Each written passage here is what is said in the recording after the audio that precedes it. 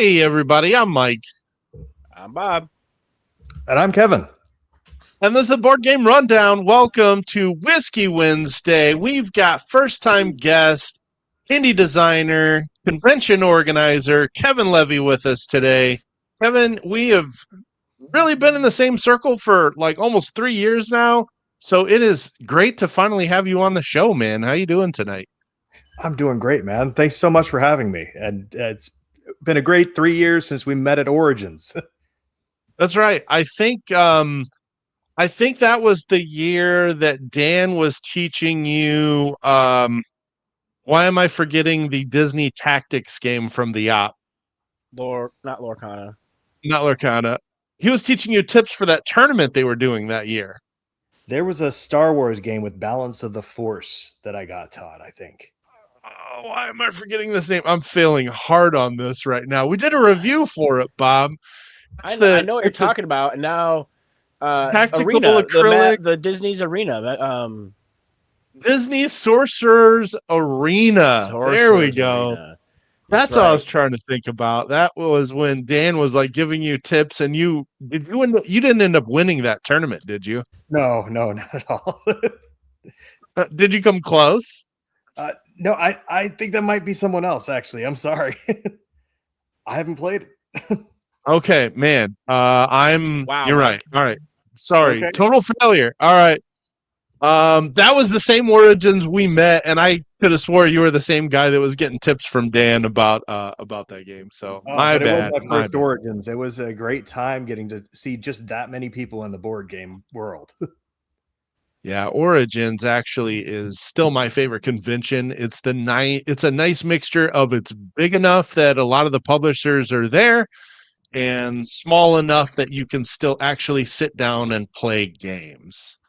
Mm-hmm. But it was at that time we did meet you, and you were working on Cities of Venus Civil War, which is not what it was called at the time. No, it was a game about Mars once upon a time called Red Rainfall. And James Staley from Tin Robot Games saved me. Adopted it into his Cities of Venus universe. So now it is Civil War on Venus. And we're aiming for a summer Kickstarter launch once we complete fulfillment, or he completes fulfillment on his previous campaign. We want to make sure our backers, everyone gets their things in under the time they were promised, and he's really good at that. So I am looking forward to that coming up this summer. And you can actually see it off my right shoulder here, what's become of that game. I've had a lot more time to develop it. Had the circular board. Wow. But we have inlaid player boards where the cards slot in. You press the top part and they tilt out. The discard piles are these little mechs that call back to the previous games where we're controlling mechs before. Well, now that's where they gathered the shattered energy crystals called V-Knight. And I've got a big game token in the back blown up with my 3D printing. And it's doing what the actual game tokens can do. And they can fit little rave necklace, dollhouse lights in them. And they light up above and below on the board. Just like that. That's pretty crazy. I mean, you had me at the glowing pink thing already within your description of it. So this is what this has turned into, guys. So we have covered now 2 games in the Cities of Venus universe. And this is actually going to be the 3rd one. You said this is potentially going to crowdfunding this summer? Yep. Following that fulfillment. And late summer, August timeframe maybe is what we're looking at. That's an image of the more Mars version of it. You see the board's a little red. It's gone pink now as through the clouds of Venus. That's actually art from the actual artist that will be working on the game.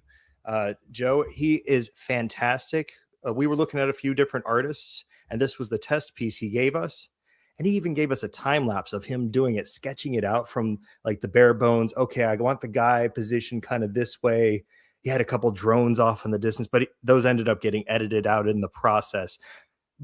But we know that not being an AI art is really valuable to the backers, and couldn't think of a better way to prove it to them than a time-lapse video of the art being created too. Yeah.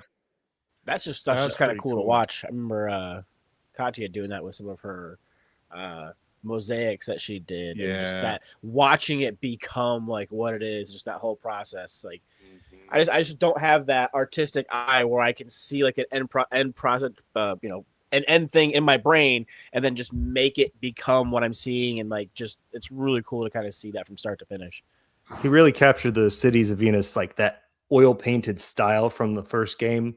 And we wanted to continue to do that, even if we couldn't keep the same artists anymore. So I think that's going to have a nice, consistent look. And I really appreciate all the theming.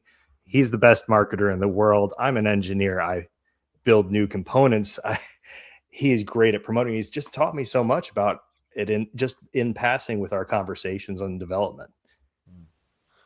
Awesome. Funny, you showed that shot of that table and everything set up, and what I thought of was, tell me you don't have a cat without telling me you don't have a cat.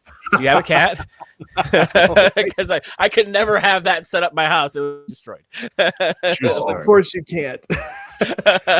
Oh, so little components everywhere.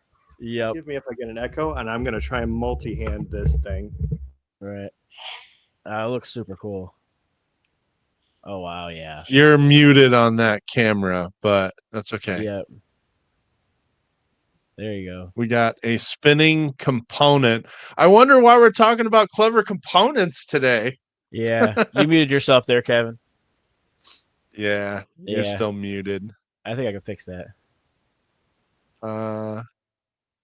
Maybe? Nope. Can't unmute your guest mic. No, won't be able to unmute you. I tried. Yeah, you muted yourself. Yeah. No. There we go. There we go. There you now go. We're good. Sorry, guys. So that's the market that swings around the board and changes what's available on each player's turn, so we don't have to make the board. We don't have to shift the cards around. The whole market shifts. Very cool. And that's the innovation station shifting around the planet, supplying all sides of the war. Nice. Awesome. So we saw this in like very early prototype form, and honestly, it didn't even seem like it was that early, but compared to where it is now, it is a drastic difference. And even then, it felt like a very developed prototype. I mean, I've played literally ink on paper that's gotten signed. So, you've obviously come a long way with this. I can't wait to see the full thing. Cheers to that. Right. So cheers to your drink. That's probably a good time to say hi to our chat and ask you what you're drinking. Well done, right. So I'll let you start, Kevin. What are you drinking over there? I've got my nice whiskey snifter here, and I hope it's still in theme to be a Scotch whiskey. Absolutely. A friend of mine from our Knoxville area board game nights was kind enough to give me a bottle, and I'm going to, if anyone's actually Irish, forgive me, Cowell Ela, and it's an Islay single malt. And I just love all the Isleys. Nice peaty, smoky flavors. Okay. And that really gets me. Nice. Yeah. I saw you had that little cap on it. That helped to keep that smoky. So my wife gave me these for Christmas. It comes as a set. So as I was preparing, this was set up. This was on the table next to the laptop, waiting but not losing its aroma. Nice. Yeah, that's awesome. Too fancy. I'm not that classy. We got Hi, Carlos in the house. Tony's in here. Tony, Adam. We've got Hi from Sentinel Games. Hello. And Carlos was the one that asked what everybody is drinking. I'll go ahead and put my bottle up. This is actually one of my favorite bottles of bourbon. Can be a little tricky to find sometimes. I'm drinking Colonel Taylor Small Batch. It is just delicious. More so delicious when you can actually find it at MSRP and you don't have to overpay for it. Right. Because that's what some stores will do. They know it's hard to find and then they charge more for it. Right. And I prefer to drink mine on the run. That's what got me off of Lagavulin. I couldn't find it for so long. I just had to go. It caused me to experiment with others. Yeah. Yeah. It's I got it's some of tough this, when you find something hard to find that you really, really like. Then you got to go chase it. This burnt orange Bob, where'd bourbon you has get been- that one? Was that a Costco? No, I got this at just a liquor store downtown Mishawaka. They had a whole selection of flavors. Okay, But this burnt orange Gotcha. is actually really good. nice. Enjoying that Speaking quite a of bit. con organizers, we got Mike Giuliano in the house. Host of the Oink. Full 42 and organizer of Yes. QsCon and Leprechaun, which is coming up next month. Yeah, buddy. And We got Jazz is in the house, probably Bob's house too. No. Okay. And then Carlos already bringing more Bringing the banger questions. Speaking of components, what makes a component clever versus just being a gimmick? I have my answer. Do you Go wanna go for first? it. Go for it. Okay. Have at it. So all the components should do something to immerse you more in the theme, whether they're gimmicky or clever. But if they are necessary to the game, if they are something that makes the game functional, it really couldn't exist without. That's when I find it's clever. It's something that is making the game and also immersing you in it. That is a very good answer. That was pretty similar to what I came up with. Like if the game needs the component, then it is clever, aka functional, and not just a gimmick. If you could Functional, play the game, if you could play the game without that particular component, then maybe it is just a gimmick. I'd like to think going through mine. Okay. Realistically, there are some of mine that could be played without the component now that I'm looking at my list, but they wouldn't play as well. They'd be more clunky or they'd be more fiddly. It would be harder to play them, or it would take longer. It wouldn't be as enjoyable of a game without those components. So I think I'm still okay with my picks. I think that still falls in clever. It doesn't have to be the only way we could have solved the mechanic, but it does solve a mechanic. Sure. Right. Absolutely. I'd capitulate. This comment here is Mike's way of saying he's going to be at Gamma in Louisville very soon. Kevin, is that one that you go to or have been to? It's so close to me. I'm here in Knoxville, Tennessee, and Right. relative to all the other cons I go to, that I should have gone to it by now. I should be going this year. It is unfortunately over my kids' spring break, and we will not be able to. I will not be able to swing it. So Yeah. I regret that I have not made it to Gamma yet.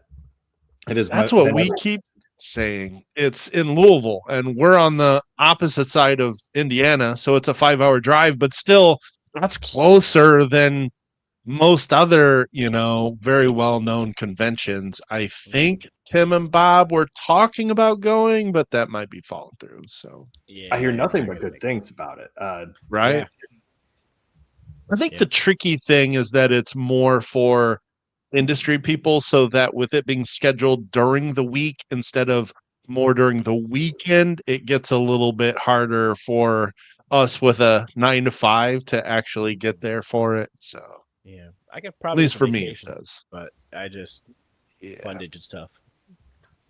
Well, that's a Yeah. good kick into my convention organizing. Absolutely. I'm not going to dive into promoting, but Please do. really, we have a whole spreadsheet tracking. Okay, we know what conventions are these weeks. We think based on last year, some of these conventions will be these weeks. How do we not end up in the middle of Gen Con or Origins or Essen? We're my board game days convention is 1 week from Essen. We're a week after Essen. We thought we were going to be a week before Essen back when we planned in October. And that's the best information we had at that time. Board game days, it will be in Knoxville, October 16th through the 18th. Now I'll dive into promoing. Got my nice sign right here. We are a tax-exempt 501c3 organization this year. We are charitable nonprofit, and with our mission is to basically get board games into as many hands as we can, teach them and share with the community to enrich everyone. And we already have a great commitment from Rio Grande Games. They're giving us 400 games, which is about the capacity we expect to host. So everyone's literally going to get a board game that comes to our convention. Nice. That's like $40 to $60. That's the convention price, basically, right in your hands as you walk in the door. So we'll also have other giveaways and things that from other very generous sponsors, but we already have this guaranteed. We know we're going to cover everyone. I also, through Board Game Days, we also organize the Knoxville Protospiel. Much smaller, probably 30 people, but that'll be here in April, the 17th through the 19th. Mike, I think you've got some links to the tabletop.events. They are open right now for badges, and there are early bird badges for Board Game Days. So you can get a good 20% discount, I think is about what it is. Excellent. Right now. And what we're a nonprofit, we're going to use that to advertise, to sell the rest of the tickets, and that's it. It's what comes in is what goes out back to everyone in the community. Bella, my gosh, you darn sorry. It's the cat. It is. That's why I don't have nice things. So I did put the Facebook page for Knox Protospiel in the description, but I also just put the TTE link in the chat there as well. So yeah, obviously, if you are anywhere near Tennessee and you want to do some play testing or get your games play tested, you should go to Knox Protospiel. Our playtester badges are dirt cheap for the whole weekend. It's $15. We want playtesters to come in. I sponsor a couple playtesters because sometimes that's too much. We're happy to try and get everyone we can into playtest games. If you're a designer, it's a great way to get opinions that aren't your mom and dad's about your game and get ideas to fix problems that you've been chewing on for months. And I'll tell you that Board Game Days actually is really similar. It has a lot more gaming for the general community. We got 22 open gaming tables, 4 RPG tables, and 2 social deception rooms. But we also offer designers to host their game on a table as long as they like at the convention, as long as they stand there. They can get play tests in. When I first went to Board Game Days, I got 10 play tests in one weekend on Cities of Venus. Yeah. We hosted a Protospiel about 6 years ago, and man, that was one of the coolest things we did. Like, as we had a local group called the Meeple Meetup People, and that was just a fantastic experience. Like, to just go and see. And what was neat is there's a lot of the pictures I had were of a Shadowgate game that is now out and available and everything else. So it's like being able to see these games in the early stages, give feedback and input and whatnot, and then a couple of years later you see these finished products hitting the shelf and you're like, hey, I remember playing that when it was like a different version, or where they changed this and that, and that's just really cool to me. Like, I just think that kind of stuff is awesome. We can also help people figure out how to make a component that they didn't know they could make. I'm a 3D printer. I added that onto my board game design hobby, and I totally expected to lose board game design as a hobby. I was like, oh, it's going to get overtaken, but it's only enhanced it. And I tell my friends that are designing games, if you need a token made, it is not a problem for me to just pop that on my printer, and we'll get you some custom tokens that have a banana or whatever symbol you need on just a 1 centimeter disc. That's an afternoon's snap of the fingers. Nice. I recommend. Oh 3D. No! Oh no! You've worked with Josh Bowman from Cake Pie Games. What a terrible person! No. I'm sorry. I've worked with him. I've slept in the same room at several conventions with him. Nice. Did he take pictures of your feet? Josh is great. We've had him on the show several times. Of course, talking about Cake Pie and Tabletop Submarine. He's hilarious, so we can't get enough of him. We've had him on quite a bit. Josh is great. I know him and Andrew very well. Yep. Yeah, Andrew also multiple appearances as well. Can't get enough of that guy. Yeah. You had the Kinson Key logo from Chattanooga there. I got my Galactic Cruise right up over my shoulder here on the shelf. Yeah. Nice. fellow Tennessee designer, Mhm. designers plural. As close as they are to me, we actually met online. Really? Originally, yeah. Back in the beginning of design, we traded play tests on early versions of their game and early versions of my game. My game was horrible, and they were very patient. Yeah, I met Tim and Bob online, even though they live half an hour from me. So funnier things have happened. And I think we met through Board Game Design Lab. If you're a new designer, I can't recommend that place on Facebook. It's got everything you need to start out and answer all the basic questions of, do I need an NDA? Do I need to file for a copyright? The answer to both of those is no, by the way. I'll just give you that.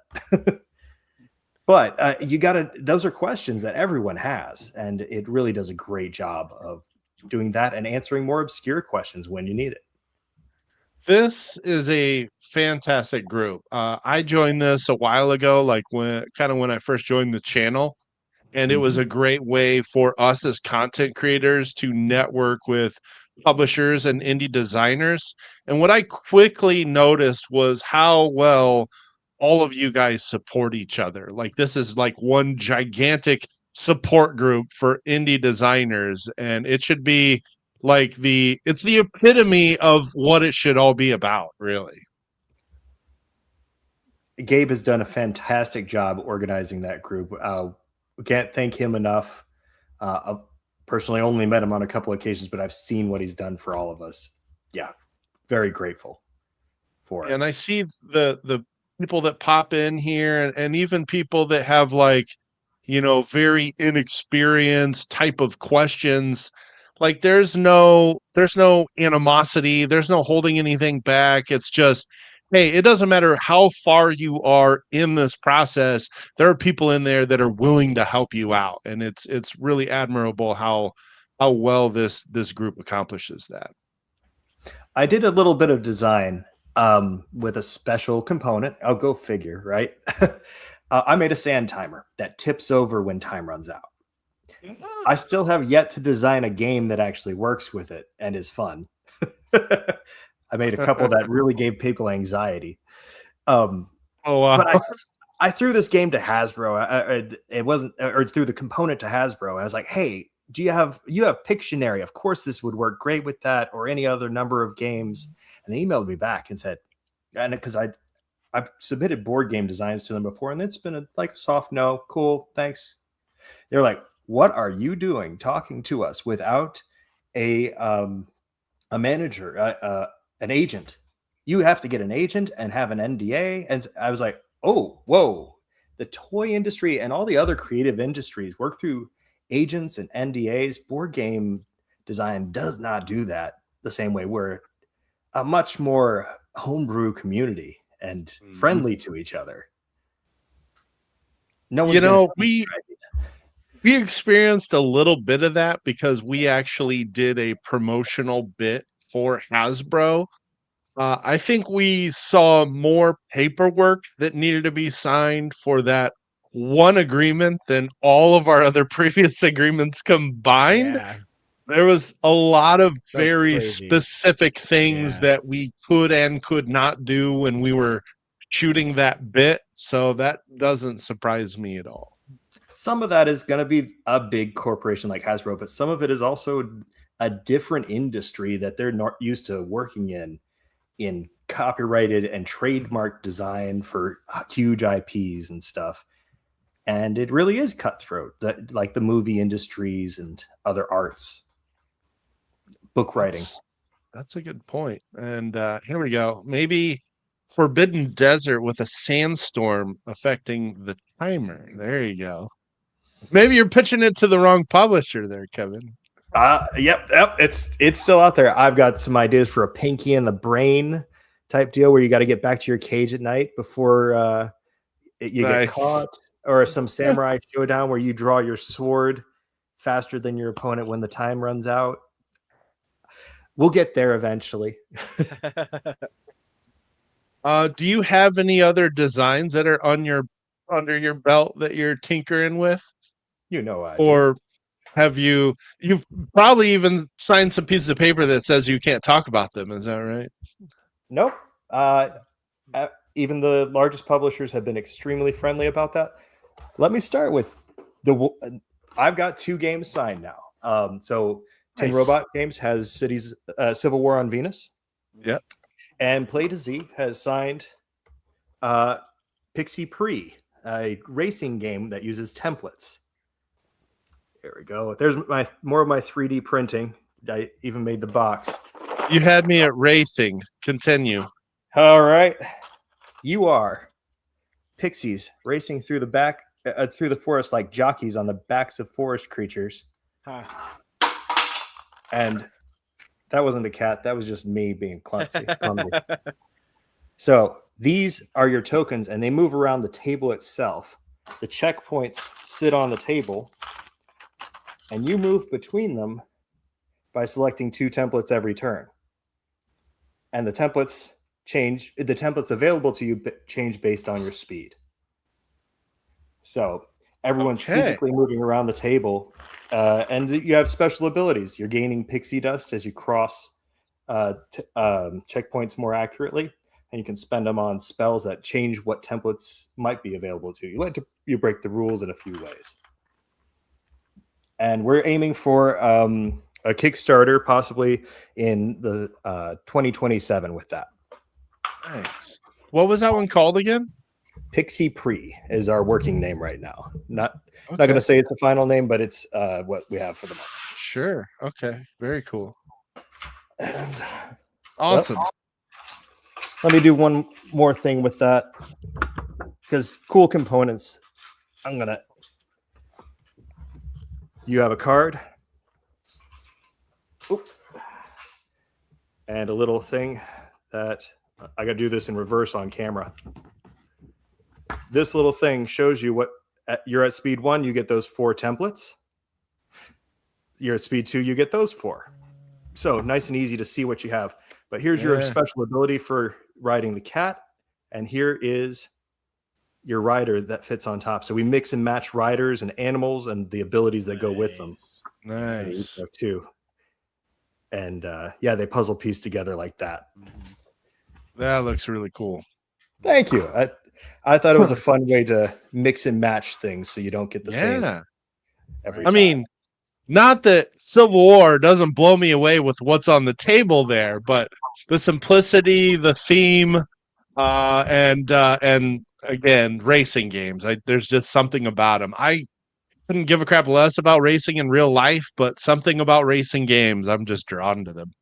That one that one got developed because my kids saw me trying out Gaslands, and they were 6 and 8 years old at the time. I was like, okay, you can't read. You at least can add the dice together. Let me try and make something that you can play with Hot Wheels with rules. And over a few years, that developed into what this is. It is got a better theme, got better ways to simplify it, and it's just easy to grok now. And you could even play with your coffee mug on the table as an obstacle that you build the course differently every time you play, and you're literally using the table. So that's a lot of fun. Unique board layouts add a lot of replayability for sure. Even with like very layouts. All right. Even with like very simple mechanics. We want to make it easy to grok. All right. Here's one I've had for a couple years. And I was pitching it, but then my house caught on fire. Oh no. And if you know me, you know I'm a fire protection engineer professionally, and the irony is not lost on me. So I fell behind on pitching this right as it got into kind of its fully developed stage, but I'm starting to pitch it again. This is Damn It All, the Beaver Battle game. Nice. And yes, it was designed entirely the first day based on innuendos. We've since cut those down. But the humor's still there. You are beavers, and you hate the sound of flowing water, which is a true fact about beavers. They are irritated by it, and scientists have proven that. So you're going to knock down trees on the hexes. And then you're going to push the logs out onto the water into patterns, and the patterns change like Cascadia every game to help you score points. When you knock down a tree, though, I need a second hand here. The treetop comes off and plugs into your skill tree to enhance your beaver's abilities. And there is a whole bunch of abilities that you can earn, but the lower half is definitely the simpler half, and the reverse side of the board just has it cut in half for beginner games. But basically, the beavers are going to decimate this board as they go through the game, connecting the log patterns to their lodges in order to score their points. And that you play until until someone's scored all of their lodges, and then the game enters a final round. This game plays 2 to 6 players and lasts about 15 minutes per player. Does the fairy game play up to 6? I did forget player count. Yes, that seems to be my sweet spot. So that's why I was asking, because Civil War plays up to 6 too. Yes, it does. Yes.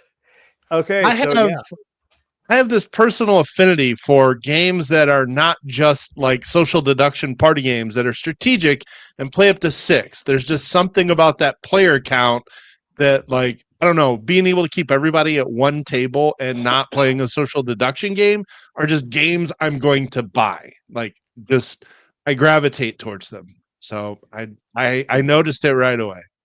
Well, thank you. So far in my designs, I've always designed for at least 2 to 6 players. Civil War, I was able to add a solo mode as well with a very simplified automated player. So it doesn't take any cognitive load for you, and you just run through. Those cards have those numbers on them, so line them up in that order, and you execute them up to 3 actions. And that your turn's done. You now know how to do Civil War with an automated player.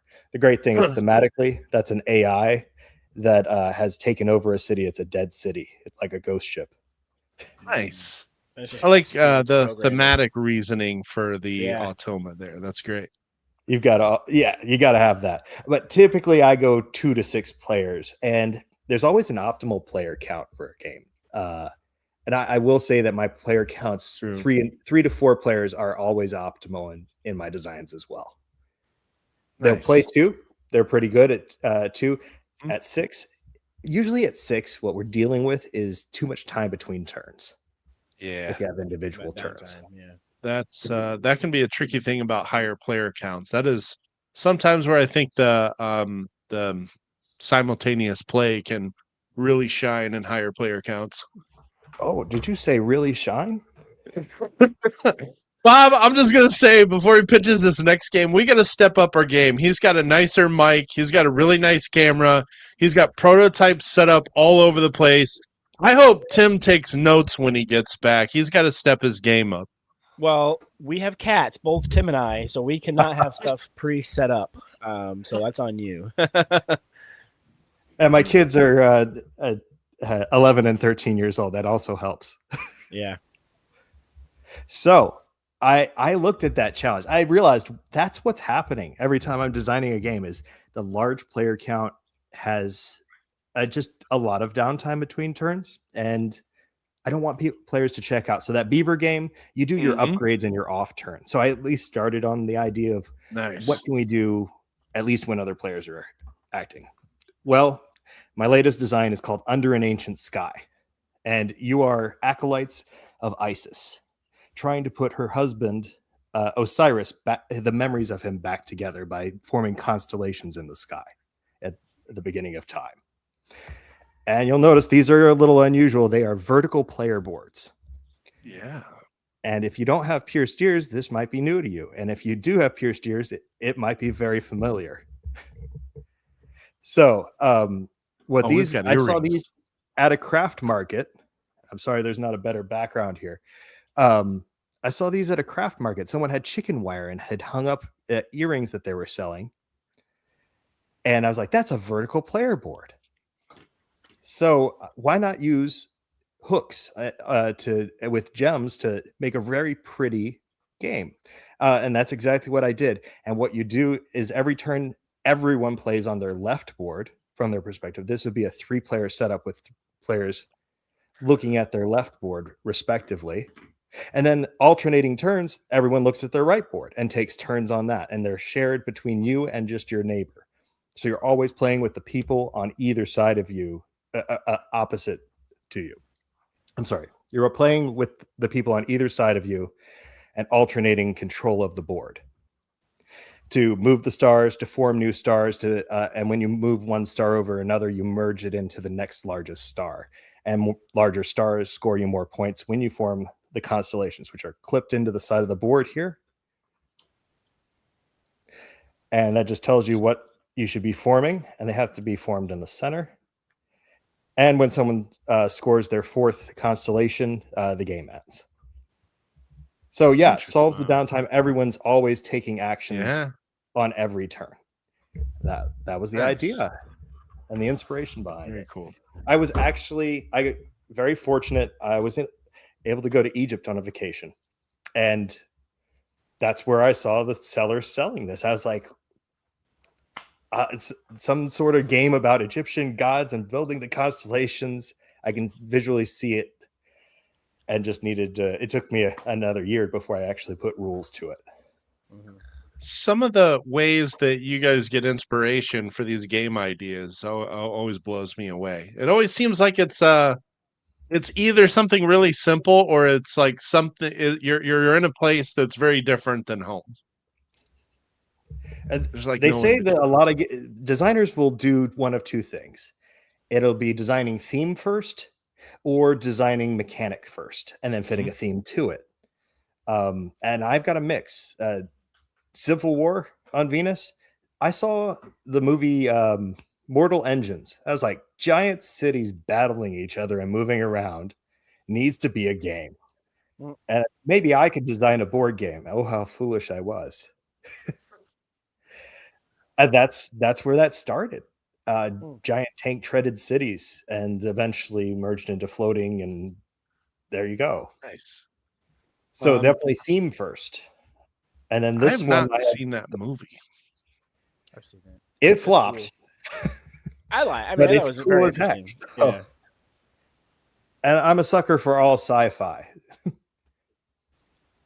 That is Tim's wheelhouse, which, by the way, we haven't mentioned. Tim does plan on being here. In fact, he was in here before we went live, but he's the only parent at home, and he's got a kiddo that got sick right before we hit the live button.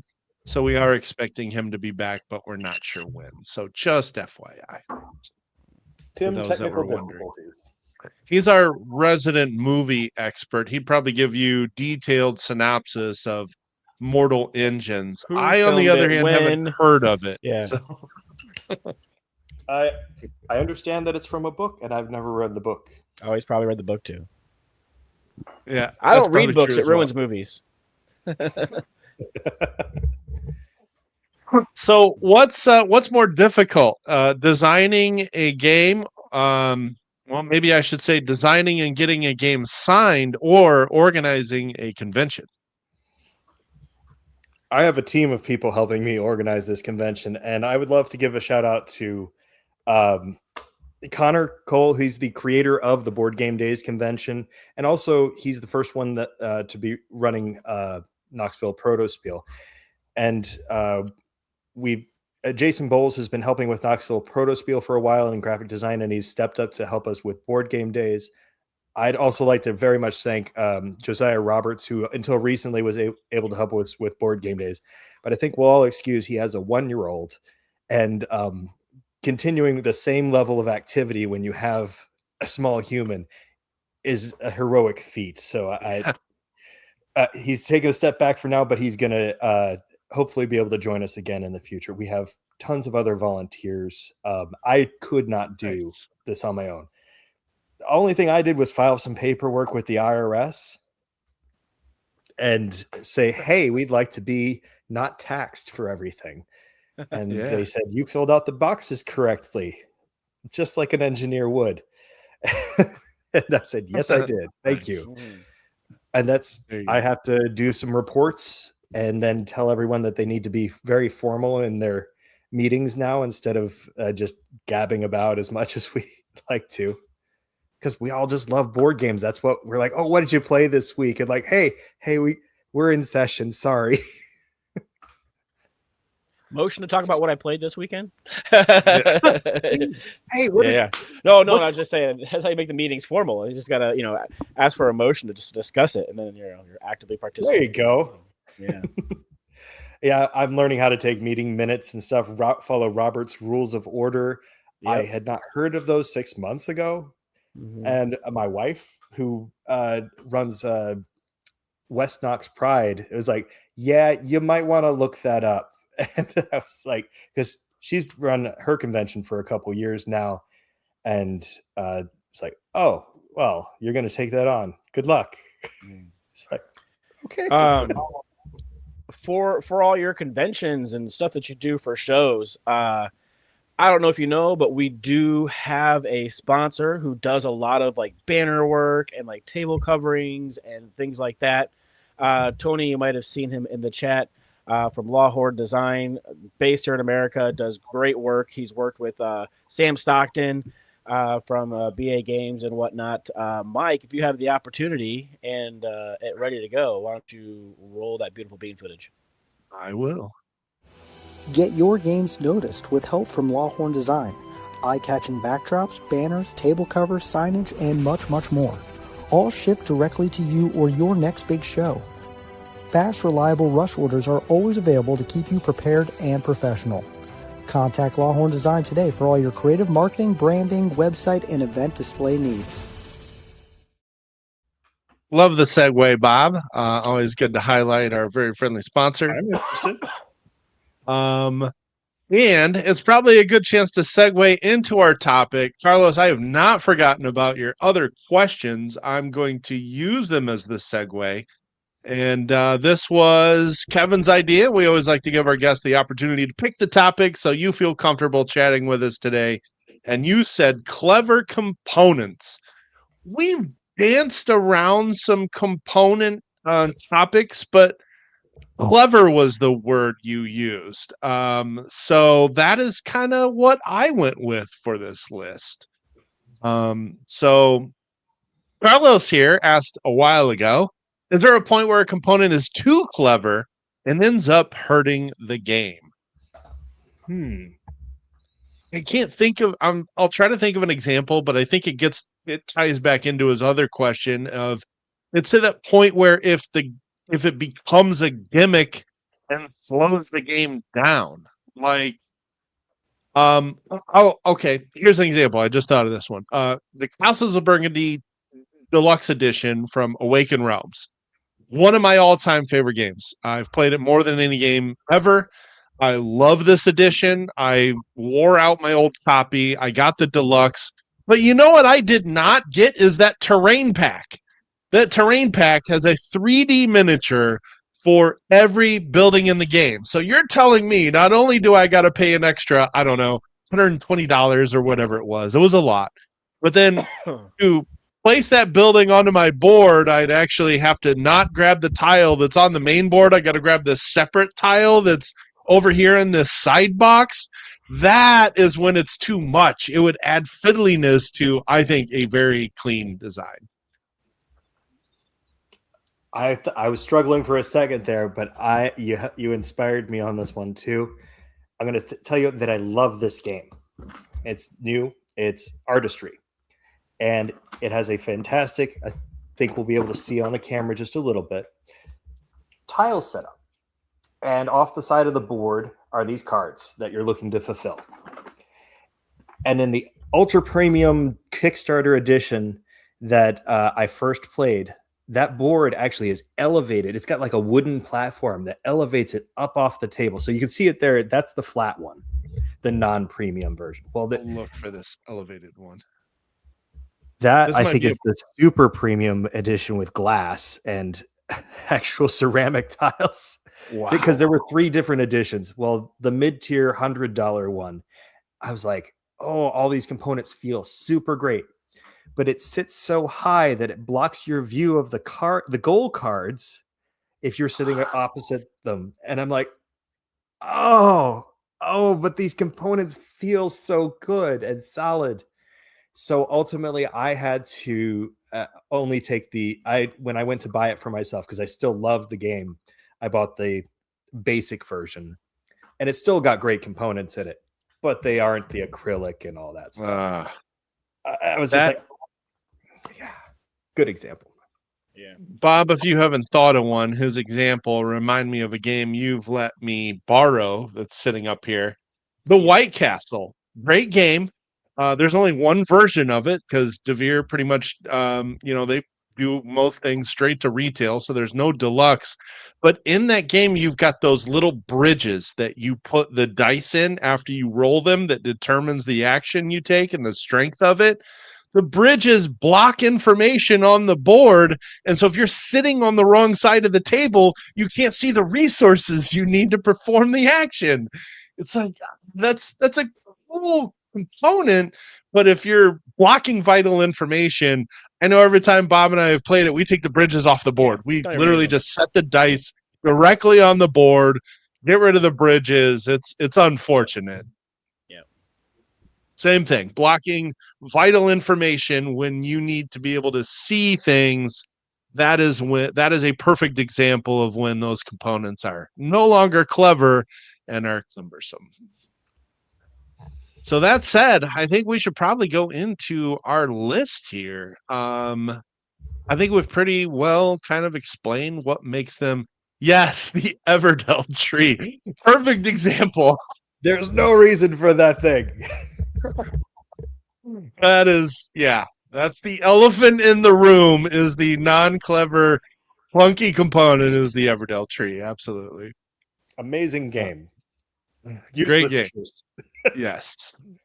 And they've all kind of got their own like card holding gimmick. And I think Silverfrost was the only one where I was like, okay, that kind of works. It's like a snowy mountain that holds the cards, and it kind of works. We used it. We didn't You're keep on it that in the backside of box. that mountain, though. I hope you're tall enough to see over the top of it. Well, yeah, hopefully you're not sitting on the wrong side of the table. But it stayed on the table for the length of the play. That's more than I can say for the tree ever. So, well, there was only 3 of us, so we didn't have to go all the way around it. that helps. Yeah. All right. So that being said, we should probably jump into our list. It is our top 5 clever components. As usual, we'll start with Bob's number 5.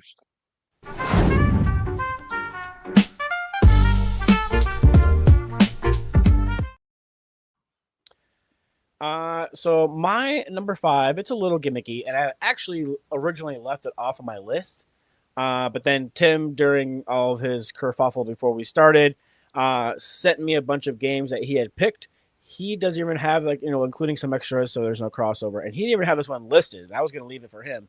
So since he didn't have it listed, I'm going to go ahead and say an Age Contrived. The fancy version has, because you got this layout with these tiles, and these acrylic tiles that fit inside of there, and you spend these energy. And in the deluxe version, there's these tile shooters, and you just pull this bottom piece out, and it's spring loaded, and the tiles drop down inside, and then they shoot out instead of just picking them up and taking them off there. Do you need it? No, it's gimmicky, but it looks cool, and it's fun to kind of shoot those little tiles out of there. I don't know if Mike will be able to find a picture with those bits in there, but yeah, you can kind of see that's what the tiles kind of look like, and they have those little acrylics in there. But then they sit on top of this big black metal thing with springs, and you just pull back this thing, and the little tiles go flying out as you select your actions and whatnot. I'm always wondering, how do I convince a publisher to make something with springs and stuff in it? Yeah, right. I'm pretty sure he self-published it. That's the way. That's the way around it. Publish it yourself. I don't recall seeing this thing at all, so I don't even know what I'm exactly looking for in these photos. And the times we've talked about this, I don't recall seeing that in here, but it sounds cool. Yeah. I mean, it also has really neat, magnetic, as you're building, you're putting these different tiles on to build these monuments, and they're all magnetic, and they look cool too. But stuff. That's not the most clever bit of it, in my opinion. But oh well, looks like it's hard to find pictures of the deluxe one, I guess. Nice. Yeah. Cool. No, I maybe I'll keep looking, but it's yeah. And you've convinced Daniel from around the board to put this in the bag for his local con coming up. So Nice. There you go. Influencing never stops. That's right. You should just like click All on right, it, just scroll Kevin. through real fast. It All is, right. yeah. He's got a sick kid. He may not be able to join. He was in here and had every intention, but may not happen. I've been wanting to hang out with him for so long. It's overrated. Minecraft rules. We've got. Okay. I've thought about for a long time, and I'm sure it's been done before this, but I love their implementation. A box, it's got a little latch. That's a gimmick, but the board is built into the game and is part of the container for holding the pieces in. So this is the actual game board in there. It just folds out. You take your components out and start playing on the box itself. I thought that looks just like a professional, a very professional implementation of how we put all this together, and couldn't have done it better. It's better than just like flipping over a box and trying to play on it. Like, how do you get more surface area out of a tiny box? You split it in half. Couldn't do it better myself. And thought that was very cool. IRL. It looked really cool. Those extra panels that flap over the sides to hold the component, and that's the concept I was missing the whole time on thinking about this type of thing. Playing game for my kids, so. Yeah, this is one that Mike Giuliano has really gushed about, especially the components, and Cardboard Alchemy just continues to knock it out of the park with each one of these campaigns. Really want to try this one. This game sounds really fun. Thematically, does a very good job of calling back to the previous game. I can definitely respect that, needing to call back to a previous iteration without being the same mechanical game. But a lot of those dragons really do imitate the dragons from the previous game's abilities and just carry it on into the new mechanics. Nice. Good one. And yeah, I forgot about that one, Steph. Tiny Epic Tactics uses the box as part of the game, which is clever. Yes. All right. My number 5 is really, really simple. It's so subtle. Quest. I'm sorry. I thought I grabbed Tactics. You got a bunch of them over there, apparently. They caught me with Galaxies. It's Tiny Epic Galaxies. Yeah, Galaxies was very fun. I played that game so much, I ended up selling it because of like I literally played it to death. I'm like, all right, I can move on from this safely now. This is such a subtle but clever component that I think it would be very easy to gloss over for a list. But my number 5 is just one. And it is simply because you don't just write on a dry erase board, you write on essentially an easel. So you don't have to hold your piece of paper up. You don't have to hold a binder up. You're writing on an easel. It is so functional. It's so smart. It's clever. And I think the game would be more fiddly without that tiny little easel that you're writing on. And so it's like it'd be easy to totally forget about this one for the list. And I'm like, no. This makes the game better since you don't have to hold up your board for your clues. So just one. It was an improvement on the classic flat whiteboard. You're right. I would have missed it. I concur wholeheartedly. Yeah, it's such a simple touch, and I'm actually surprised. Of course, I can't think of other games where like you gotta write down a clue in secret and then show it to everybody.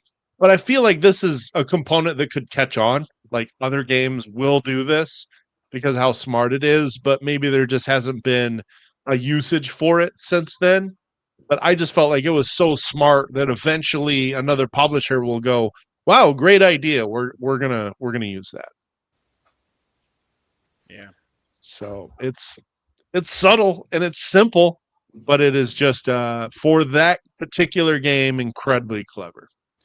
Do you So it want me had to, to be- read off one of Tim's? Yeah, go ahead. Do his number 5. All right, so he doesn't have these numbered, so they're not in any particular order. So I'm just going to kind of go down. I don't know the top one, so I'm going to skip it. Fair Because like I enough. said, he did give me a bunch. But he has Potion Explosion. Oh yeah. Yeah, it's Okay, got that yeah. little the little rails with all the marbles in it, and as you pull a marble out, if you get 2 marbles to collide that are the same color, you get to keep pulling them out of there. So yeah, that is a Yeah, very cool.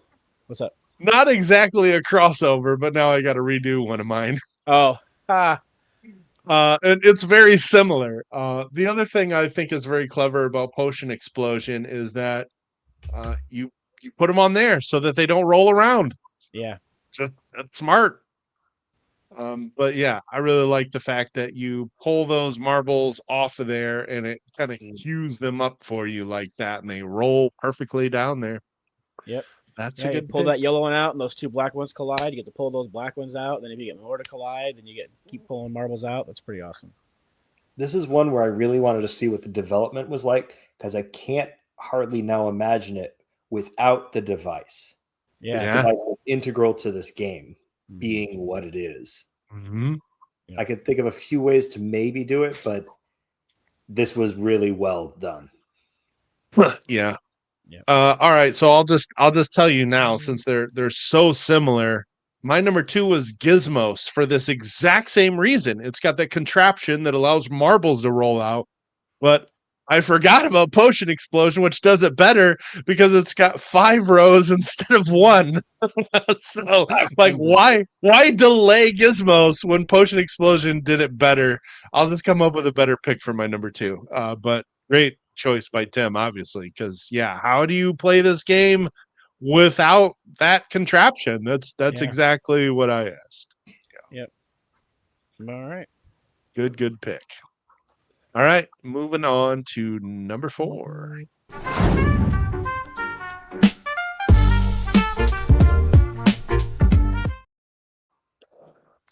Alrighty. So my number 4 is also slightly gimmicky, but I think it does make the gameplay easier and better. And that is Fractured Sky. They have those ships with the little magnetic bedding chips on there, and you have it all hidden. And you just get that ship close to the chip you want to grab, and that magnet grabs right up to it. Then you're able to put it on the board where you want to put it to, kind of bid for your spot, your hidden bid, because the magnet kind of it'll cover up there you go. So yeah, you're gonna choose which one you want, and once you get close with your ship, it grabs right a hold of the one, and then you can put it out on the board and it hides your bid for you. But yeah, I thought that game was really, really interesting, and they always do a fantastic job with their components. So it's like Ivy. I haven't played this one yet. I have seen it. It has great table presence. Yeah. Mm-hmm. Yeah, every Ivy Studios game has amazing table presence. I missed this one. These guys got to cover it when it went to Kickstarter, and I unfortunately missed this one. It's one I really wanted to check out. Carlos has a question specifically for Kevin. Have you ever had a clever component that seemed brilliant on paper but failed in actual play? I will say it was that sand timer I mentioned earlier. So, I was going to say that, but I didn't want to throw you under the bus. no. So damn it all, the Beaver Battle game. Originally, players were told to either slap their tail or their hand on the table to indicate they were passing their turn, and the timer served as a hot potato. And it turns out that humans really hate making strategic decisions under time pressure. Everyone hated the idea that they had to make their decisions in a timed manner. And so I thought, we're going to motivate players to take snappy turns, quick decisions, try and pre-plan your turn while other players are making their play. Don't wait until your turn. Let's solve analysis paralysis. No, it froze everyone with analysis paralysis up entirely. Wow. And yeah, it was cute. You slap your tail or your hand on the table to indicate you're passing your turn. But it did not work at all. Yeah. Jim, also fellow indie designer, called me out for not exposing the container that holds all of the marbles in there. There we go. I think that's The reissue version.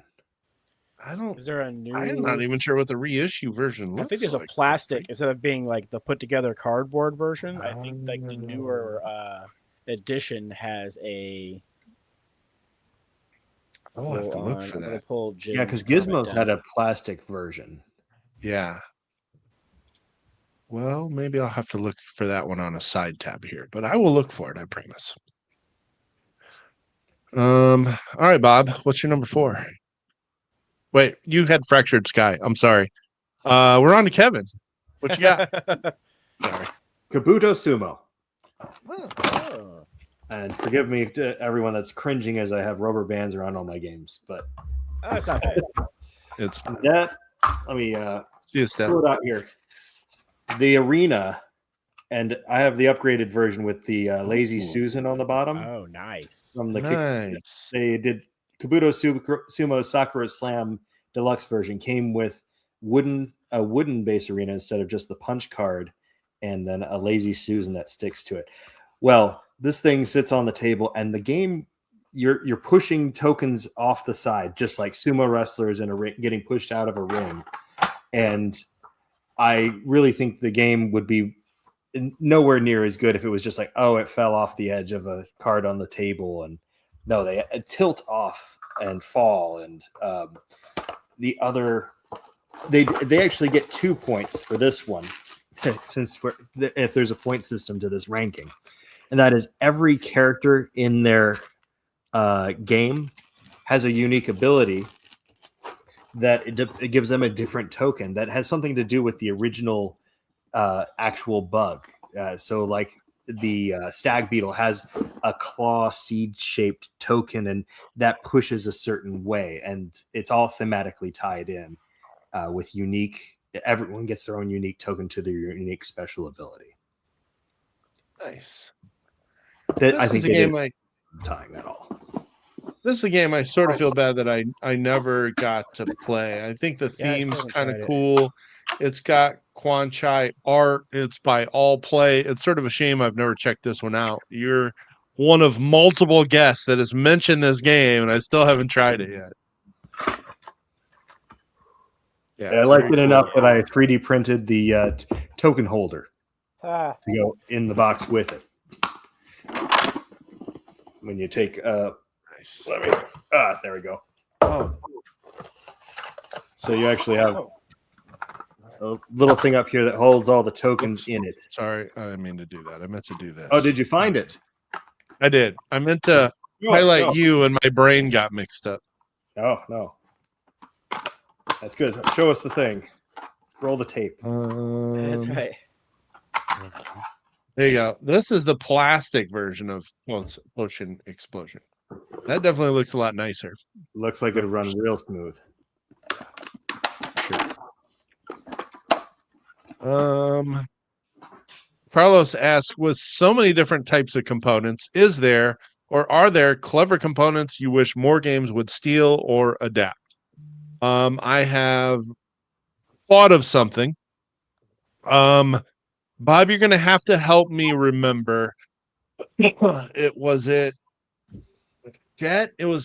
was one of the French publishers that used a 3-sided board that you bend over to create a double-sided board instead of gluing 2 boards together that have the propensity to warp during storage and shipping. Sky Team. Sky Team. Yes. Yes. They just took 3 boards that you ship together, folded, you tape them together, they stay that way, they don't warp. I thought that was absolutely genius, and I'm like, I'm just waiting for other publishers to start doing that. Yep. Yeah. Absolutely. It makes that dual-sided board without the glue lamb together. Yeah. Mm-hmm. Yep. It just had like a little kind of a perfed cut in it, and then it just folded over. It came with little double-sided stickies, and it holds it together. And so smart. Yeah. I'll pile onto this one with actually, damn it all.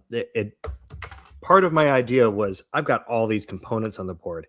How is a publisher going to think this is possibly affordable? Well, all the logs are Catan road size, and that happened. So there's a million of those that can be bought off the shelf because Catan's just been published to heck, right? So that's buy in bulk, pre-made. Cool. And then the treetops are generic 1x1 Legos. Nice. And they happen to go together and look a little bit like a tree if you use your imagination. There you go. And so these are all bought in bulk components, and gives a whole little diorama table presence. Very cool. Jim is still over here shaming me for not pulling up the right version of Potion Explosion.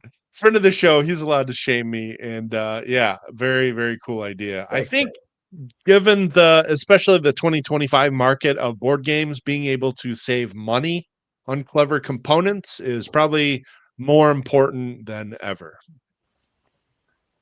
So very, very smart. All right, you're number 4. All right. So, I probably could have just put this one as my number 1 because it is truly one of my favorite games, but I talk about it a lot.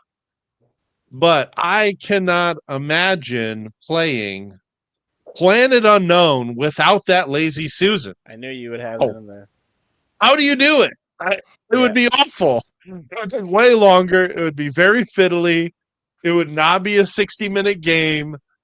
It would be terrible. Planet Unknown is truly genius in that aspect, in that they took this thing, which is a Lazy Susan that rotates, and when you are the commander, you're going to rotate this until you find a polyomino that you are wanting to place on your board, and then you stop it with your marker in front of you. Everybody else has a marker in front of them on the table, and those are the depots that they can pick their polyominoes from. Hey, what's up, Josh? We were just talking ill of you a little bit ago, so all is well. Whatever, he put up with my snoring. I put up with Bob snoring usually at conventions. Hey. So. I have a white noisemaker I bring for everyone else. There you go. I do too, a fan. And air conditioning on set to Arctic. Yeah, that's also true. But yeah, so I mean, you just grab a polyomino out of one of those sectors that's in front of you. The other genius thing about this is that for replayability and to randomize this, when you're putting the pieces back, this little interior thing can be rotated. So the next time you play, you're not picking from the exact same 2 sectors. That's you can brilliant. put this, slide this one over to here. So you're picking from 2 different sectors each time. So I just think the Lazy Susan, genius for gameplay, and this removable interior circle, also very effective for randomizing the game in future plays and for setup. And thank you, Adam's Apple Games, for also including this in your 2nd edition of the game. They really did try to make this game without a Lazy Susan that did not have a lid, and then they got their senses together, published a 2nd edition that includes a Lazy Susan and a lid. I just couldn't imagine the game without a Lazy Susan. So, genius. And I love this game. You give me polyominoes, you give me tracks, you give me asymmetric player powers. Combine those things with 6 players and simultaneous play, I'm in. It just checks a lot of boxes for me. I love this game, and it is a genius component. We'll give it a pass for not having a hex grid. Right? That's about the only thing it's missing. You're right, yeah. And some player interaction. Also, fun components. I will say, I love these little meteorites that you put on your board and the life pods. I love these little things. These are great. So really fun components. Mm-hmm. But yeah, I'm a huge fan of this game. I could have put it at number 1, but I talk about it a lot. But as far as genius components, it deserves to be on the list.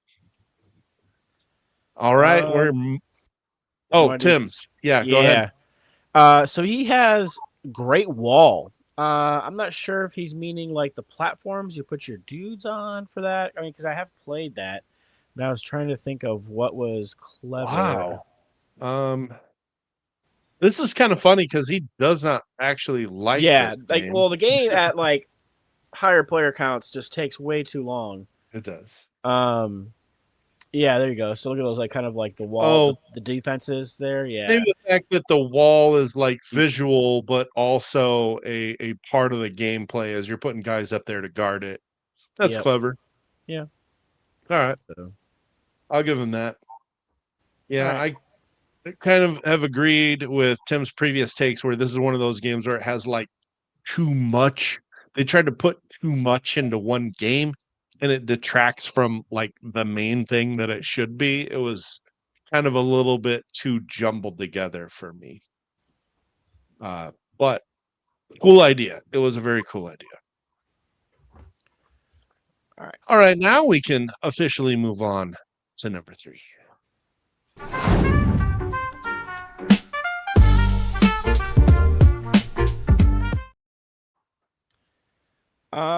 So for my number 3, you okay? Well, I just realized something I missed when Jim said this, and then I saw that spoiler stack of games on Kevin's. I'm not gonna steal it from him. I already know it's on his list. Oh. Okay. Anyways, moving forward, you could have used anything for the currency in Abyss, but I think the usage of the pearls for the currency in a game about being undersea is super clever. You've got a clamshell, you get to hold them in, and to me that just kind of adds more to the immersification of the game. Like I just really enjoy that component. And then you've got the dark pearls that you can add in there with the expansion. But yeah, it's not like big or fancy or glammy or whatever, but like I just thought it was a nice subtle touch and it was a very clever. Could they have just used like sand dollars or just coins or sure, but I think like those pearls as a currency is a good idea. It's like the difference between saying victory points and valor. It's flavor. Yeah. It's flavor. Yeah. And it gives this a good taste. Mm-hmm. You know, Bob, I know that immersification is not a word, but you used it so like well, it fit perfectly that I'm not even mad. I'm just gonna say it. Okay. And there's the Scrabble player.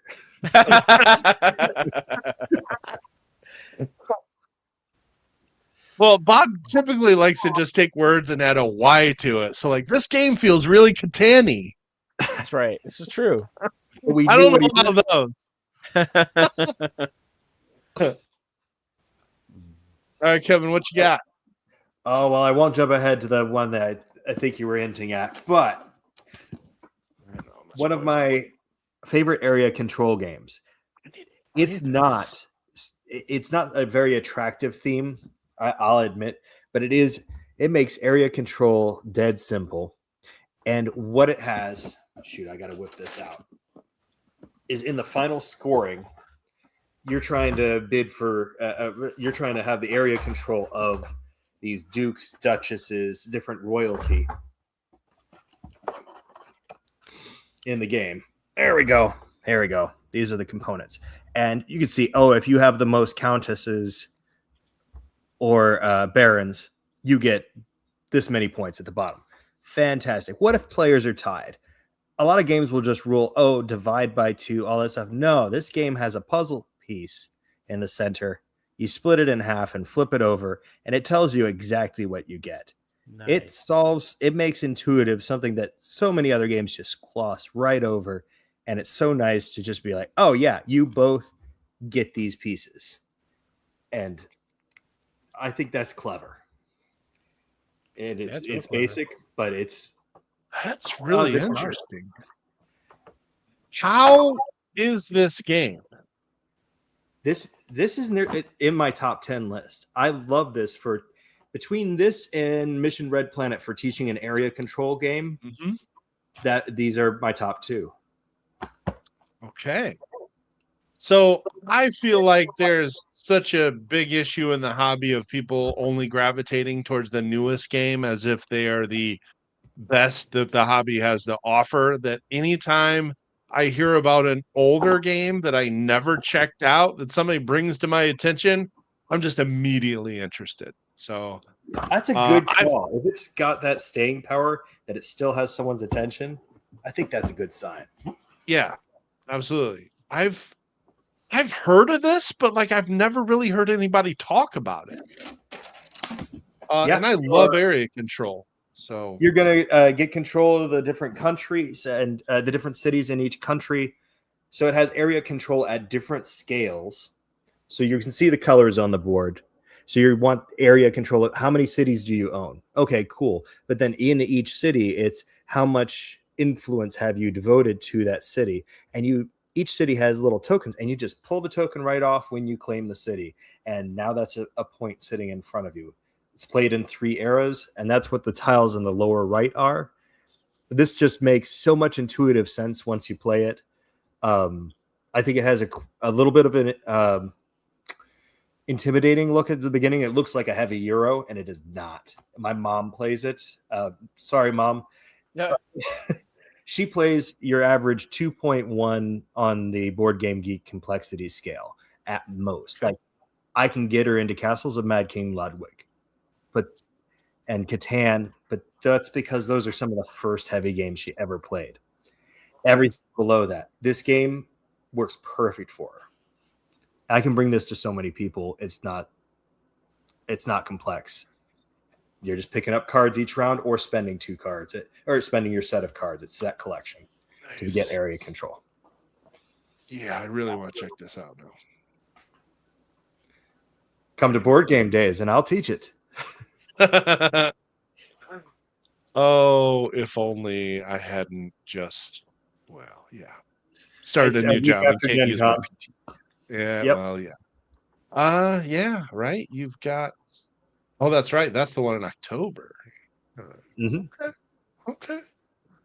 We reserved a place called the Mill and Mine, which is normally a wedding concert venue, and it's those like really nice raw brick walls, a wood floor everywhere, a mezzanine that overlooks the whole area.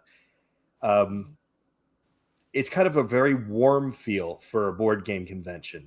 It's homey. And in fact, underneath the mezzanine, we're going to set up a lounge, and we're in talks right now with a local arcade tavern to set up a mini version of their arcade underneath the mezzanine. So as you walk into the convention, you're walking through someone's home with a couch and a Nintendo Switch with Mario Kart and Smash Brothers, and then a pinball machine and an arcade cabinet, and then you're through to the main open play area. That's a cozy convention feel. Nice. Very, very cool. Our local convention has a little bit of that feel where it's got kind of the raw brick, and it's definitely a place that you could see like hosting weddings and like that sort of thing. It's at the local is it a convention center? Yeah, Century Center. Convention Center. Yeah, Century Center. Yeah. It's kind of got a little bit of that vibe. It's right on the river, but yeah, pretty cozy. All right. My number 3, I feel like this is one that could be stealing from Bob, but this component is so clever. And it's a game. You're good. Huh? I said honorable mention. You're good. It's a game called Dabawala. Dabawala is a game that was released last year from Queen Games, kind of one of their under the radar releases. Basically, this game is a polyomino game, and you are moving your figure around the board here, and you are collecting these cards wherever your figure lands. That card tells you what polyomino you're going to take, and then you're going to stack it onto your board here. And there's multiple different boards and different shapes. Oh, that's not what I was looking for. Let me get a close up. That's better. So yeah, you've got like a 3x3 grid. Some of them have different shapes. What's interesting about this being a polyomino game is that there's not just one layer of polyominoes that you could place. Otherwise, this game would go really quick because it only gives you a 3x3 spot. You can stack up to 10 layers high. So you can stack layer upon layer of polyomino. Once the first phase of the game has completed, you are going to then take your hand of cards, put it into your hand, and you're going to choose the other side of the card, which is going to tell you what color is going to score how many points on your board. And that's where the clever component comes in, because you take this main board, and if I can find it, you're going to take this main board, and if I can find it, that's the funny part, right? Come on. I thought I saw it, but you went right past it, right? That one right there. Was I too fast? Yeah, I thought that was it there. Yeah. One to the left. It is a double-sided board. I feel like we've seen it before as we scroll through these. I know. I've been through these pictures multiple times from the times that we've talked about this game. The other side is the scoreboard, basically. So you've got, there we go. Thank you. Sorry about that. Oh. Every time, it doesn't matter how many times you talk about these, you're like, where's that one specific picture I need? You flip the board over, you play this card, you're going to move these indicators up. And then for every green, you're going to score 1 point. For every blue that's currently on the 2, you're going to score 2 points for every blue on that layer. But the thing is, you're kind of like gaming the other players. You're like, oh, well, Bob's got a bunch of blue on this level. The max that can go is 4. I don't want to play my 3. Maybe I'll play my 2, and Bob plays his 2, and I can save my 3 blue for later, and I'll still get 4 points for every blue. I just love the fact that you take the board, which has the beginning phase where you're moving your player around, flip it over for the second phase where you're selling your polyominoes for points, plus the fact that this thing here has these little notches on the side of it, like this. I love This is the digital version, but it still gets the point across. This locks into the other parts that contain the pieces, so it holds everything in place inside of the box. It's genius. Yeah. You're literally selling those pieces back into those spots, and then when you're done, take the board apart, it slides over, and it's all, you're putting the game away as you're finishing. Once you sell your polyominoes, you put them away. You put them into these containers, and then when you're done putting all the polyominoes away, you take the 2 sides of the board that you already played, plot them on top of that, and it holds it all in place. It's genius. I'm just waiting on more publishers to do this. This is your number 3? Oh my God! What is 1 and 2? I know. It Mike probably likes to should have peak been early. higher. Well, I think my 1 is incredibly clever, but this one's amazing. I like. Congrats to Queen. It's a very clever way to use 3 uses of the same board. Well done. Alrighty, here. Let's see. So next, plus I kind of was trying to steal it from Bob. I thought maybe he'd have it higher, so I was trying to steal it from him.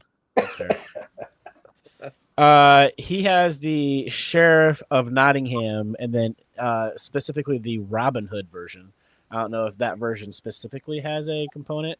Is he talking about the bag? You think that you put the goods in, and then you try to bluff your way through? Because I know that's one of the big. The Robin Hood from Disney version. Yes. I mean, I have that version, but I'm not sure what's so. They all have other than the art pouches. Yeah. Yeah, they all have pouches. Yep. So the pouches. He just had a crush on Maid Marian, and that's why it's the best. I mean, I get it. I'm a little stumped by this one. I mean, the pouches are clever, but maybe the first edition was ahead of its time, but now that kind of nowadays seems, it's not so much. Kind of basic. Right. All right. Fair enough. All right, we got 2 more.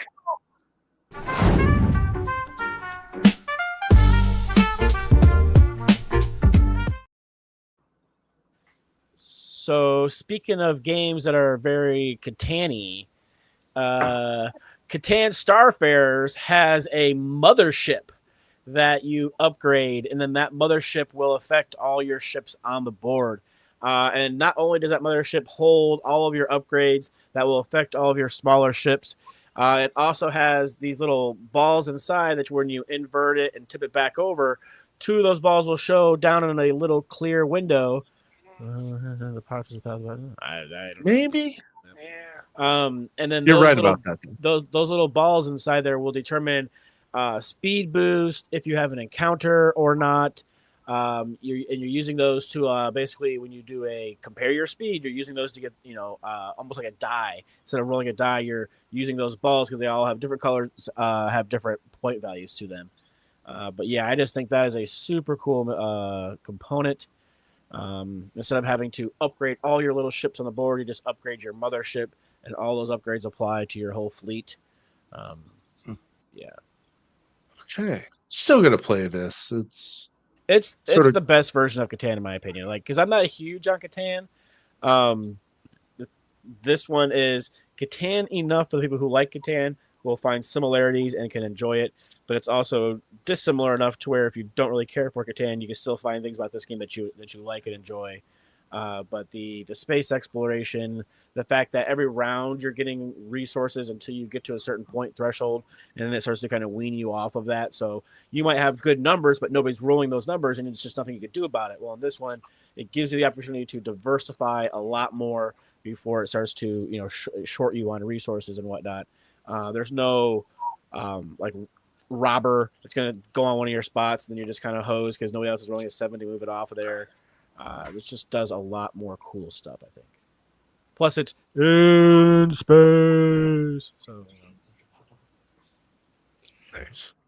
I'm a sucker for anything in space. All right, you ready for me? Yes. Yep. The big, physically big one on the list. Skyrise. Yeah. Yeah. Okay. So, in addition to being like a steampunk theme that is just cool as can be, I want to highlight and knock my mic off the table. There you go. You can see that is not the. That's not the deluxe. Yeah. Yeah. Let me pull it. Prototype wooden buildings. edition. Let me fart the box here open. There we go. Here we go. This is That's exactly what I needed. Okay, so every building that sits on the board is a token that you're using in the auction system to do area control on the board. This is my third favorite area control game, but definitely my favorite auction game. As you're going to bid using these buildings progressively, each player bids higher. Then once one of you wins, everyone takes theirs back, but the winning one flips over and now claims the spot on the board. Each one of those buildings in the deluxe edition, they aren't showing it here. They've got some repeats, but the deluxe edition, every model is unique. I don't know how they possibly afforded that. They have gold foil on all the cards on the box. I'm a sucker for that once again. Yeah, here we go. This is all those buildings have a surface that makes it easy to set it upside down. And so it sits in front of you until you've actually won it on the board. And they all go out at the end of the game and make this beautiful diorama on top of the floating city, this elevated, very steampunky surface. And while I think that's a little gimmicky, it is some of the best immersion I've seen in a game. The buildings themselves, I think, are a great functional piece to it, to give it the table presence of you have the feeling of what you're doing. You're building buildings up in the air. Yeah, I really enjoyed This- Skyrise. This is a fantastic pick. This is one of my favorite games as well. I think it's genius. I love bidding. I love area control. I love how this combines the two. Mm-hmm. And I am full of shame right now that I didn't even think about putting this on the list. Yes. It didn't even make my honorable mentions. I just spaced it. Wow. Really good pick. I love this game. It's really good. It's a remake of an older game that had none of the theme. It was just civilian architecture. Yeah. I know that deserves Metropolis. credit for being the original mechanics behind this thing, but it's done so perfectly in this edition. And I couldn't not get the deluxe edition. Yeah, I'm really glad I got the deluxe of this one. Oh my gosh. I'm wearing I've been wash on some of those buildings. This one I've gotten my money's worth on. I've played it over 10 times. There's a lot of games on my shelf that I've only played 3 times, and that's actually pretty good. This one, I'm ready to teach it any day. I'm familiar with it from everything I've done, and with it, it's good. I do kind of wish I had the wooden tokens and the wash, but I'm still super happy with the deluxe buildings. I didn't get that ultra premium. Yeah, I actually forgot the wash I could do myself, but yeah, those wooden tokens would be nice. Yeah, it is what it is.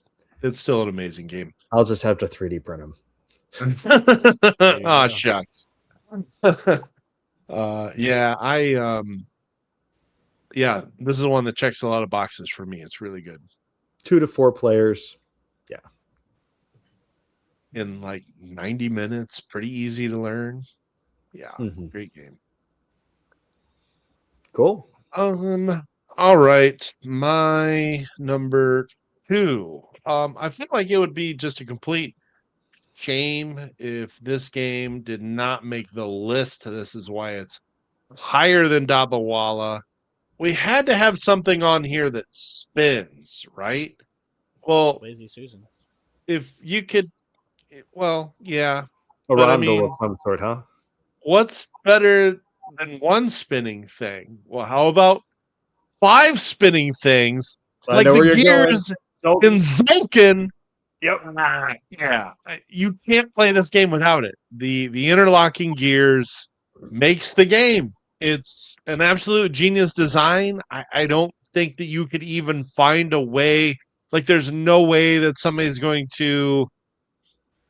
Like, I mean, sure, maybe they make a deluxeified second edition, but considering this game's over 10 years old and what they delivered in this product, that they have not improved it still to this day, this game was so ahead of its time. Genius design, amazing production. It's just one of one. It is very unique in what it does, and without those gears, this game simply does not work. Only improvement is in space. I definitely thought of this one when I was making my list, and I didn't put it on mine, hoping one of you would put it there. Yeah, it kind of like it had to as the elephant in the room pick, but like it would be a shame if it didn't get on here somewhere. I haven't played it. Oh man, classic. I had a game with some similar mechanisms though, so it's an honorable mention. But way ahead of its time. Just it's probably been explained before, Bob, but you put a worker out, and you put workers out at the beginning space, and then you put as many as you want, and then when you're done, you pass, and then this wheel moves forward, and then you can add more workers, or you can take workers off. The longer they stay on here, the better the rewards get, though. So waiting is kind of the game. You're trying to time it to where you've always got workers to place or workers to take off, because you obviously never want to have a dead turn. But yeah, to make this in space, you just got to feed your workers space carrots, right? Something along those lines. So. Well, I already know what I'm doing with this in my head as a designer. I wanted to make the planetary gear system version of it. where you adjust a ring on the outside and the gears rotate on the inside. There you go. Okay. Planetary gears for a space game. Are those like moons that like Yeah. rotate with gravity Gotta or be. something? Nice. Okay, I'm with you. We're co-designing this right now, live on air. Nice. Yeah, I could see that happening. I could see that. No, I know Czech Games Edition is also not one that has gone back and like done deluxeified versions of their previous games, and they go straight to retail with everything. So cheers to them for all that. But yeah, this is 101 right here. Like it. I need a Dyson Sphere game. Yep. All right. So elephant in the room pick again. Zolkin, my number 2. Bob, what you got for Tim? This one I really like that Tim put on there. Reality Shift. Damn it! I knew that was going to happen. Is that your number 1? Yes. Oh. But it's cubes, and they've got like race tracks all over them. You've got little racers that are magnetic, and you're moving around these cubes. You're moving these cubes like around, and you're trying to race around this. Like, it is a super unique racing game. Very kind of Tron feel to it as you're racing around this 3D magnetic racetrack. I tried this out at Origins when we met. Nice. Yeah, it's the cubes and the bottom of the racers are magnetic, and yeah, there are certain ones that allow you to roll the cubes over. Again, the game doesn't work without the magnets inside of there. Super clever. Yeah, this was my number 1, so I'll come up with something else. You're welcome. I knew it was a Tim pick. I knew 100% he was going to have it on his list. So, oh well. All right, on to our number 1.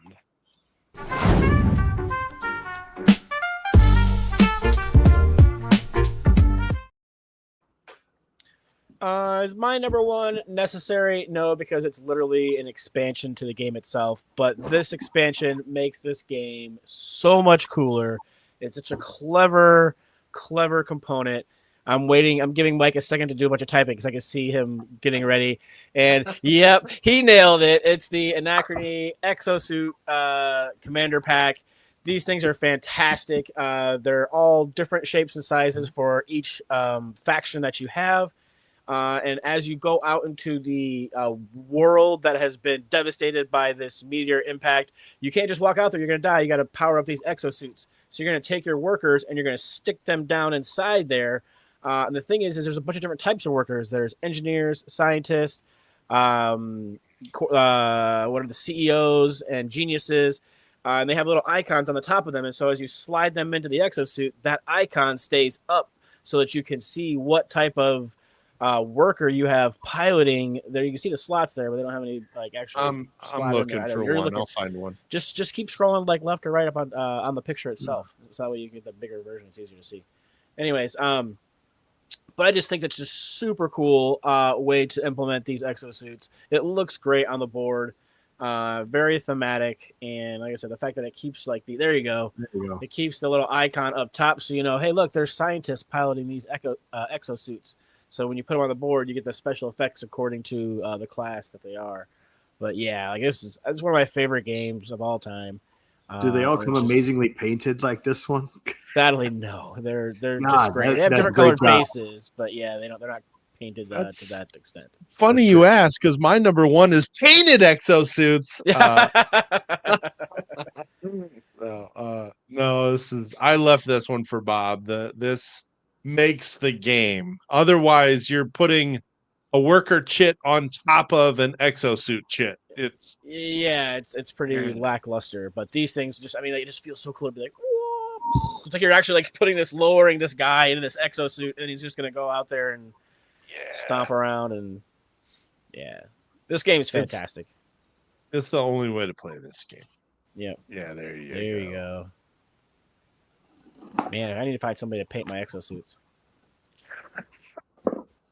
Where's Pete at? My buddy Pete's awesome painter.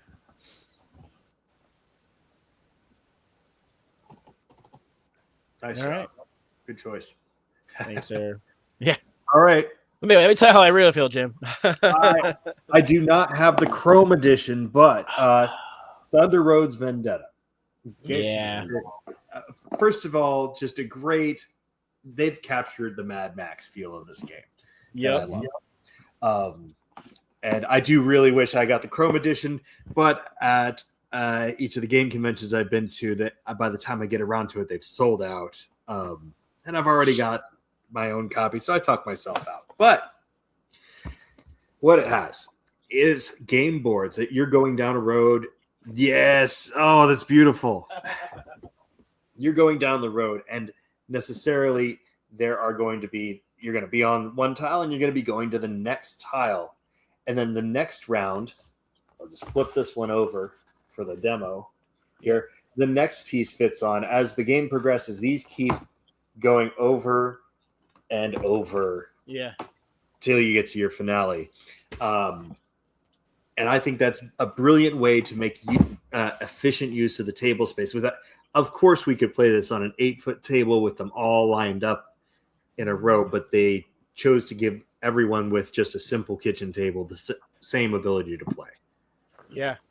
And then if you're falling behind and you're on that board that falls off, you're out, Yep. Yep. So I wasn't sure if you were going to do the board or if you were going to do those cars. I love how those cars, when you're going to ram into somebody, they will literally stack on top of each other, and then you're rolling those dice to see how the collision goes. Oh, I honestly forgot. You're absolutely right. Those sit there and they have a little indent on the bottom side so that the little cars and they all fit on top of each other and stack very nicely. It just makes intuitive sense how it works. And and the cards. Okay, so you see this line of player cards down at the bottom. Each one represents a racer, but they have just a little notch in them, so they all intuitively fit together. And they could have just had squares, but they chose to make them puzzle together. It's cute. Yeah, it's super cool. Have you played the Carnival of Chaos? I haven't yet. Yeah. Big circle in the middle, demolition derby. So you're putting one side of a board on each side of the circle, and you're just running in there and causing chaos. It's awesome. Nice. Yeah. It becomes, instead of a race, it's a Demolition race derby. for the most points, which you get by running into people. Yeah. Yep. Pretty good.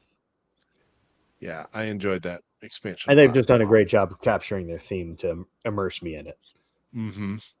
For sure. All right. My number one.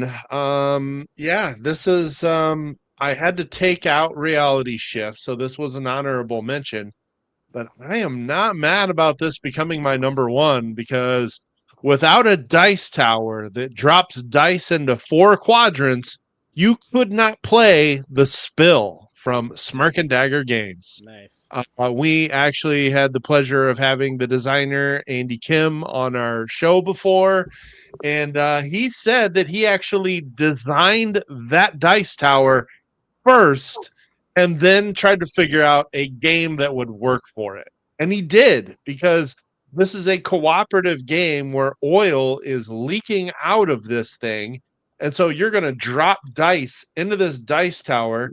Those black dice are going to drop into one of 4 quadrants, and that is the oil leaking out of this tanker. And so you have to go around and try to save these animals, and it feels very thematic. It's a really cool co-op theme. I don't really gravitate towards a lot of cooperative games, but this one was one of the more unique cooperative games I've ever played, and no other game has a 4-quadrant dice tower that works. It works every time. Every time the dice drop into one of 4 slots, and you move the dice to that depending on where they drop out. It's extremely clever. You should bring this Friday. I want to play this again. I love every part of this pitch, but one thing, that there is no other game. The brand new game by Nate Heater called Garage Rock completed its Kickstarter earlier this year, and it has a treehouse in the center that the dice, you are playing your music to build your band, and there's 4 quadrants to the board, and they fall out, and it's how well the DJ has captured the audience in that particular sector. Nice. I'm just going to say it has a dice tower with 4 quadrants. Your claim, the claim is no longer solely held by this game. Son of a... Yeah. Well, to be honest with you, your theme has me more compelled than this theme. It's a cool theme, and it's a really fun game. I definitely like the music theme a lot. Nate Heater did a great job with that game. It's got a lot of great components, including a Battle of the Bands stage at the end of the game. That's how they do their scoring separately. So okay, but this great game, great component. Absolutely. Yeah. I think the only issue we found with this one was that we felt it was a little easy. We didn't fail at all in this one, but also there were other ways to ramp up the difficulty that we didn't try. I think we tried one, but not both difficulty modifiers. So I think if we play this again, we just try to add a lot more difficulty modifiers and see if we can get a fail state where there's tension that's close to making us feel like we've won and then we lose. Yeah. But yeah, really, really good game. No shame in moving this up to 1. That 4 quadrant dice tower is pretty genius. Mm-hmm. Carlos with a good question here on, is there a component that you hate? And I would just reiterate that Yes. I hate that the White Castle put a component that you put dice in that hides the resources you need to spend on things. Don't ever do that. Don't hide vital information on the board. I will hate every component that does that by default. Wooden dice. Bob does hate some wooden Stop dice. it. I can't stand them. Oh, you're a weirdo. I like wooden dice. No, there's like you pick it up and you think there's gonna be heft to it, and it's just like there's nothing here. You know, I've been rolling dice for so long, like it's got to have some heft to it. Oh, he's got a real example. The old version of The Captain is Dead. And this one was I picked it up on eBay. It's the one that came from their original Game Crafter version before they were signed and published. Cool game. Still the same feel and all that stuff. But they made you put the stickers on the standees. Ooh, yeah. It's already I a had long sticker game on my to learn the Orleans first time little if you don't circle have pieces. Sorry, go ahead. I was gonna say I had to sticker all the little wooden tokens in my Orleans. That was not pleasant either, but Yep, nope. And those have to be unfortunately done at the factory, or I'm out. Duh. Wooden dice for all wooden piece for a pirate board game. Make them white plastic and call them bone. So there's only one game I can think of where I had to put a lot of stickers on. It's an older game called The Village. And I ended up not liking that game and selling it to someone. And then they had the audacity to ask me after I stickered dozens of pieces, did you put them on the center or are they all like really, dude? I stickered like 70 pieces for you. And I'm pretty OCD about it. You'll be fine. Like I saved you like probably a half hour of work, and you're getting a deal because it's used, and I don't price gouge people. Just be happy. Oh, Rampage! Before they had to change it to Orleans. Whatever the heck it's called now. This was one of the first Euro games I played at a board game night in 2015. After like Catan and Castles of Mad King Ludwig on my own with my family, they introduced me. They're like, "Oh, there's other Euro games." You called it Orleans. I've been calling it Orleans. I'm from New Orleans. But like all of these little circle bits have freaking stickers on them. I'm kind of curious to find the book. There it is. And Thank see if you. it has a component list. So it'll tell me how many freaking stickers I actually applied. Oh my Of course, it's gosh. going to be in the bottom of the box. I do love Terror on Meeple City, even if I have to call it that. Terror on Meeple City. Yeah, if you call it Rampage, you have to pay a quarter. You got to bite it, see if it's not wooden, and trigger Bob if it is. Oh, let's see here. 104. Oh my God. 104 freaking, and then they're double sided too, by the way. So it technically is 208 Lord. flipping stickers that I apply. I remember when I got this because it's like the deluxe one I kickstarted over like ages ago. But I mean, I played the crap out of this game, but oh my God, that sucked. Anyways, would you guys like to do a quick rundown Well, of our picks, and then maybe Tim we did can do have a some number one. honorables? Okay. Real quick, and I haven't played this, but I've seen the component. I know what he's talking about. We're sinking. Oh, great pick. Yeah. You're on this boat and you're trying to you're sinking. So you're either bailing water or grabbing stuff. And that boat, you're pulling those layers out, and so it looks like it's sinking in the water. Yeah.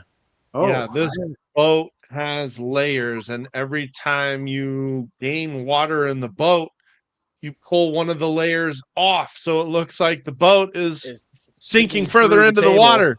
Yeah. Yeah, it's really smart. That's a great pick. And a really fun game. This was a indie publisher called Ludimus Games, and this got picked up by Lucky Duck. So good for him. I'm glad this one is going to get more publication. It's really fun. Very nice publisher. I've pitched a few games to them. I've enjoyed working with them on presenting the ideas. I only played it once, so I did not notice. And I think Tim has our. And that our might just copy. be a production issue with the copy that you got. Maybe a couple of the runs. The Possible. mold wasn't sitting right or something, so it sits a little crooked. Mhm. As somebody who's worked in manufacturing, that shit happens. But yeah. Yeah. They're actual pieces, so they made injection molds for each of those. Yeah. Looks like.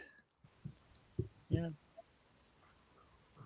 Okay. Yeah, really clever game. It's kind of semi-cooperative where you're working together to bail the water out of the boat, but you can bluff about what action you're taking and actually do something that helps you and is not helping everybody else. So. And I like how the wind conditions change, right? So like if the boat sinks, whoever has the least amount of loot wins because you're, not sinking to the bottom. But if the boat doesn't sink completely, whoever has the most money wins. So. It is a very, very smart wind condition. Yeah, if the boat sinks, you've got too much loot, you're too heavy to float to the top. Do you mind if I put an honorable mention? No, go for it. Do you want to real fast? Do you want to run down our top 5 and then we'll do honorable mentions real quick? Yeah, let's do that. Good. All right. So my number 5 was an Age Contrived, little tile shooters in there. Number 4, Fractured Sky has the little magnetic bidding tokens. Number 3, the Pearls in Abyss, I thought were super cool. And Catan in Space has the motherships that you upgrade, and you also use them for speed modifiers and your encounters. And number 1, A Blast from the Past, or is it the future? Anachrony, the exosuits are super cool. I'll go in reverse on mine if you don't mind. Sure. Go for it. Thunder Road Vendetta for the game boards that fit together to make a reasonable table space on the game. Number 2 was Skyrise for amazing airship cities with buildings that serve as their bidding tokens, and then make the diorama at the end. Royals, I mean, I am in love with the game, but for their unique use of scoring tokens that just intuitively let you split the score for tied scores. They just expect that and dealt with it with a component. Kabuto Sumo for making it a sumo arena in the game with unique player components based on their abilities. And then Flamecraft Duels for incorporating a board into their box design. Nice. My number 5 was just one because miniature easels makes too much sense. Number 4, Planet Unknown for the Lazy Susan that also has a removable insert that adds replayability when you're determining your polyominoes for later games. Dabawala because it's a double-sided board that also snaps together and holds the polyominoes inside of the box. 2 was Zulkin because he got 5 rotating gears. And number 1, the Spill, because it used to be the only quadrant dice tower. But it is no longer, but still a great idea. It gets to be the first choice. Yeah, That's right. The first. That's right. Honorable mentions. well- Kevin, you had one queued up. Why don't you go ahead? Tim's 5 real quick. Oh yeah. Oh yeah. Sorry. Tim's 5. Yeah, so Tim's 5. 5 was Potion Explosion, and then Great Wall, Sheriff of Nottingham ? I'll say, and then Reality Shift and We're Sinking. Good. What'd you All want right. to honorable mention there, Kevin? My honorable Yes. mention is silly. And I couldn't put it in the top 5 because it plays in 5 minutes. And I'm not a huge party game person except for this one. And it's called Bird Call. And I got it through a white elephant. And it's the best white elephant I've ever received. The cards, all you're doing is you've got 3 cards in your hand with different bird calls written on them.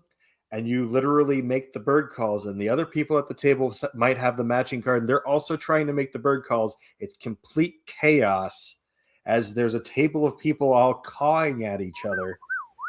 Yeah, exactly like that. But the game itself, the draw pile, they could have just said there's a draw pile in the center of the table. No, you are to spread and shuffle them so they are in a messy nest in the center.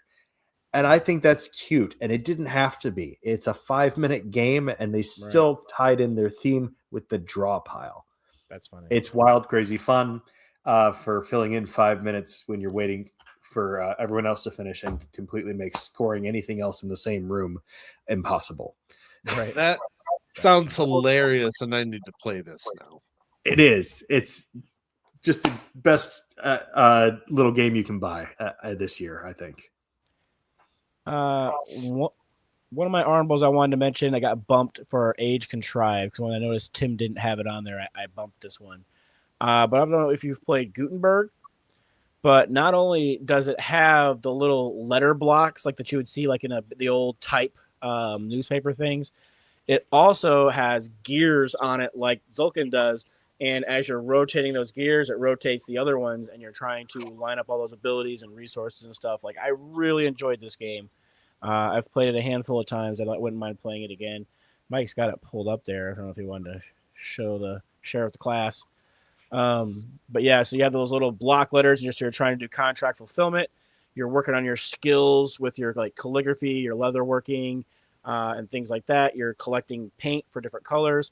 And then there are those gears, and you can upgrade them, swap them in and out. And as you take your actions, you'll be gaining those different things that are on there. It's really clever. I do love a good mechanical rondel.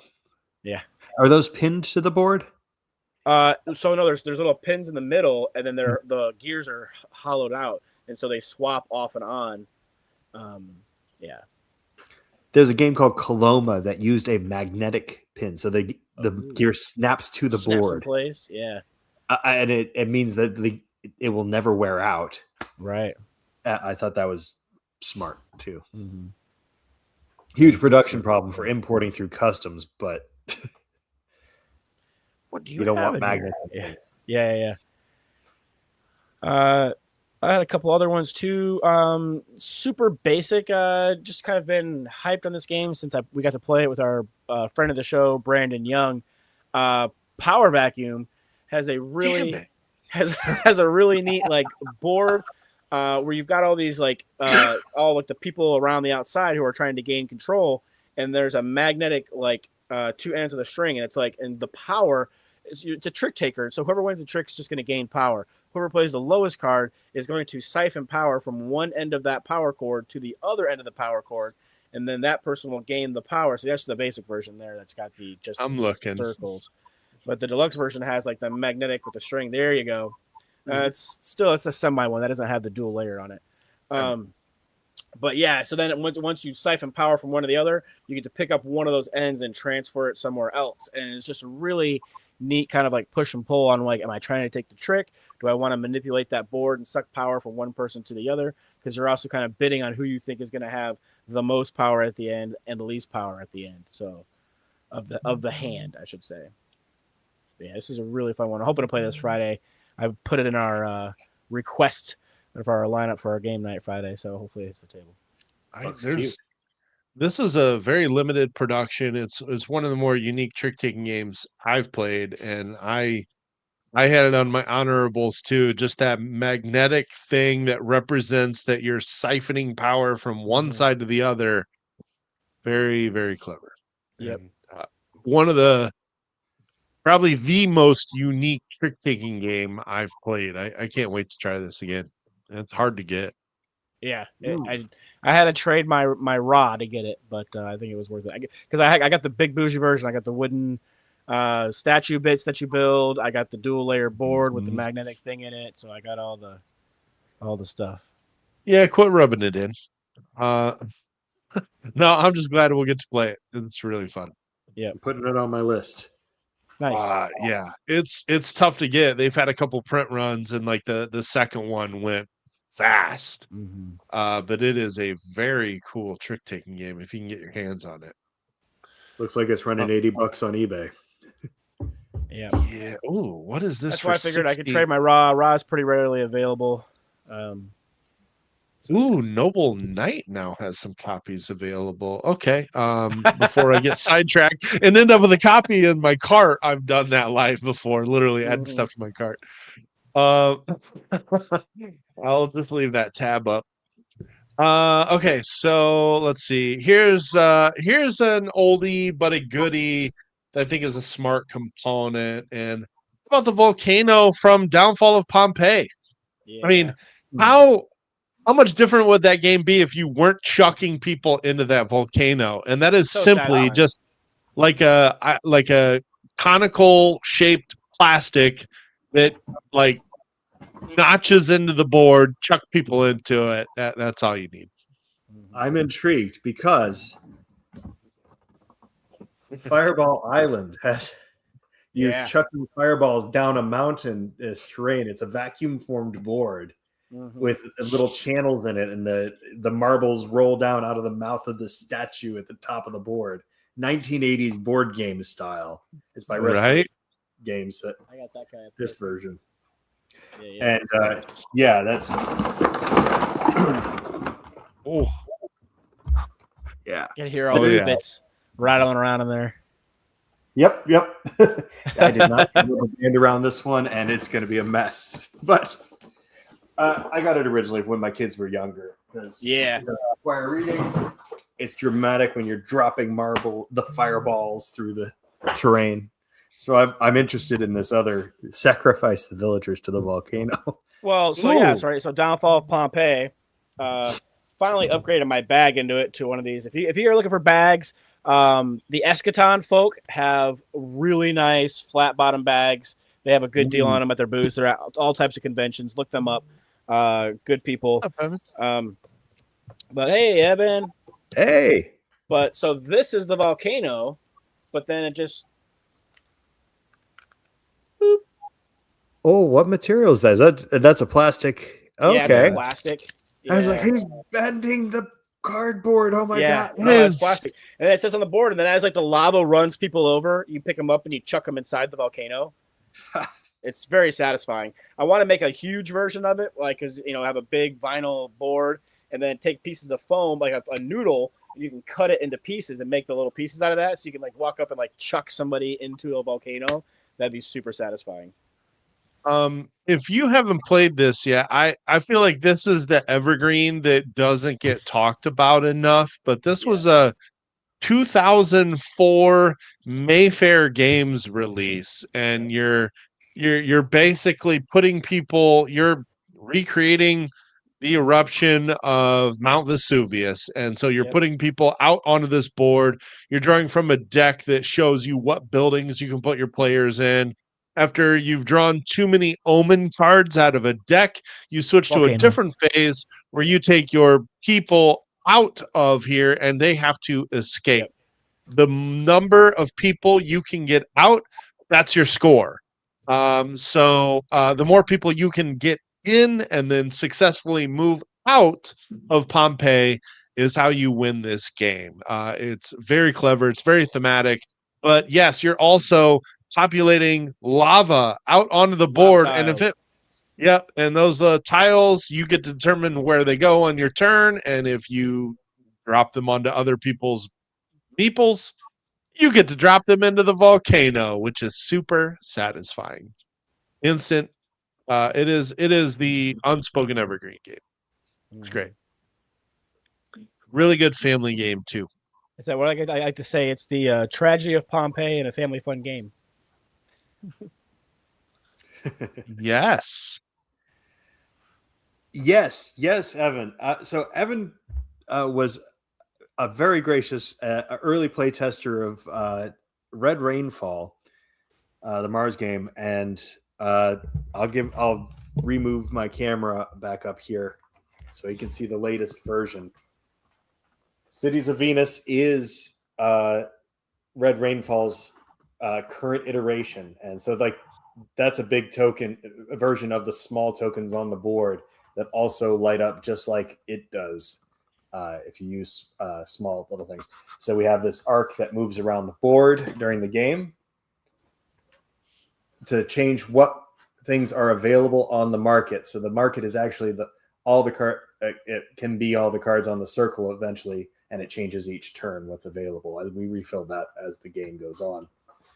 And each player board has up to 6 cards, and you outfit your cities with all the different weapons or thrusters or mining components that you want to try and get as much of the VNet as you can in that energy crystals, which used to be water on Mars. And you're going to basically be using those crystals as your currency, as your victory condition, and then also fuel for your thrusters. And so you got to kind of balance what you want to spend with what you need to save to win. And that should sound quite familiar for Evan. And I really appreciate him remembering me. Yeah, Evan's awesome. Ooh, what's going on here? Well, I had one last honorable mention I was going to get to, and then I read a link that sent me down a rabbit hole that I'll save for later. I think this is fulfilling soon. I try to stick to games that are readily available. But this was an indie published game called Seismic. This is a colossal game with a massive board. And basically, you are kind of colonizing this new planet. But eventually, it is going to become ruins slowly as meteors start to destroy the planetscape. So you need to build a colony ship and get the heck off of this planet that is being destroyed in front of your very eyes. And the really, really cool, if I can get a close up of it, the really cool component is these things. So these are kind of like your escape pods that you're building. And these are like these frames holding them together. This is the backside. This here is the front side. So you can see you're building the propulsion system and then more of the rocket. And as you go up, you're just adding more and more pieces to this thing. This is just like the frame that's holding the pieces together. And as you build them, you slot the pieces into this frame. It is really, really awesome. It's huge. It's got insane table presence. I have a gigantic table, and we still were barely able to fit 4 players onto my table. Mine's like 4.5 by 7.5 feet, and we still could barely fit everything on the table. But yeah, Jason, well, BGG will tell me. We've had him on here. We featured his game, and we got to talk about it. Jason Blake, thank you. But yeah, this game was nuts component wise. And so I wanted to highlight those those escape pods. They're pretty nuts. There you go, guys. Any other games with really cool components? I mean, that's mostly it. I mean, I got We tons of cool games with cool components. We'd be here all night, but Yeah, I mean the other one I'll throw out real quick is Last Light. That's another rotating board, and where that inner kind of thing rotates, kind of shrinks the board a lot. You think it may be tough to get to another side of the board to attack, but then you spin everything around, and suddenly enemies are right next to you, and things change very quickly. Yes. Yeah. I don't know if I don't know if he meant to piggyback on what I was saying or if he had the same thought at the same time. There's a delay. You never know, but great minds think alike. That's what I'll go with. Mhm. But yeah. Ooh. ah, Our resident that's lurker, funny. Donnie, says get bit is kind of cool. You're a swimmer with body parts that get bitten off. I still haven't played that. Yeah. Well, that I makes know me about think it. of the Abomination of Frankenstein, with all those bits and components, and you're assembling a body to electrocute and bring to life. Yeah, there you go. Awesome. Man, I can think of Is that- a lot of other good games that have neat components, but nothing like that's been clever, integral to it. Because I'd say Rising Sun's alliance system, you put two yin yang pieces Yeah. together, that represents it. I just Yeah. couldn't quite feel clever about it. The system, the mechanic is great. Do you betray your ally, and is it worth it? That chef's kiss, and tons of miniatures. So it does have a presence and good area control. The mechanic is really cool, and the thematic tie of using the yin yang is smart. But like you could also attach that to a lot of different themes and use a lot of different components to represent the same thing. So I'm with you. Like it's worth mentioning, but not like Not elite married to the tier. theme. Yeah, that one's interesting because I love Blood Rage. I love I want to love Rising Sun more than I do because I like backstabbing and I like alliance building, but I have just had some bad experiences playing it where I just get absolutely demolished and I'm nowhere close. Very early into the game, I'm like, I have no chance here. Uh, Plus, some of those expansion factions or gods, I forget what they call them in that particular game, are hard to use. And they have a very nuanced strategy that if you're not used to using them, you can find yourself behind very, very quickly. I own it. I still think it's an awesome game. I just need to play it more. Maybe I'll get good at it, but as it stands, I like the other two in the Lang series much, much more. They're some of my all-time favorites. I'll have to try the other two. Yeah. Blood Rage, I think, is such like a clean design with like the drafting and everything. The only issue is that if you're playing with experienced players that know the certain How it works. synergies in cards, Right. it can be really tough to compete with experienced players. Skill gaps are huge in some games, like that one particularly. Blood Rage is one of them, and I think You're in not even the first drafting, person that's mentioned it this week on Blood Rage. yeah, and drafting games in general, I think can be like that. Even with very basic drafting games, you're looking at cards and figuring out how to use them, but you've never seen them in action. So how do you value one card over the other until you've seen them in action? I've actually played Blood Rage with newer players. It worked well where I just play an age. You get to see how those cards are resolved. Stop. Let's play again. You just play one age. All you need to see is those cards in action once, and then I think newer players can adapt much quicker if you play the rest of the game from there. That's a great way to teach is like, okay, I'm going to guide you on your actions here, and you'll later understand why this was the best path, but it's going to teach you the rules. And then we'll rewind and you make the choices. Yeah, I mean, other drafting games maybe not quite as much of a learning curve. Like take what why am I drawing a blank on games tonight? 3 chapters. Huh? 3 chapters. 3 chapters, a trick taking game. I think it's so light you can pick it up pretty quick. Yeah, well, it's got that draft, and at least it's short to where it's like, okay, well, Mhm. it's reset. It's only been 20 minutes, but yeah, Blood Rage is there for like an hour or two, and it's like, you don't want to be wasting that time if you're just way behind. Ankh is the one Tim and I will tell you is our favorite of the 3. I think it has an easier learning curve. It plays faster. And it has a lot of similar strategies that Blood Rage has, boiled down into like a player, like the cards in Blood Rage are almost like a player board where you can sort of pick your abilities each game. So I think that gives everybody kind of an open, like the same playing field without, oh, I picked the wrong card. Mm-hmm. You're screwed from the beginning. Yeah. Yeah. All right. I thought of one that had passed my memory because I overplayed it, stopped playing it, and it's now aged a little bit. But Santorini.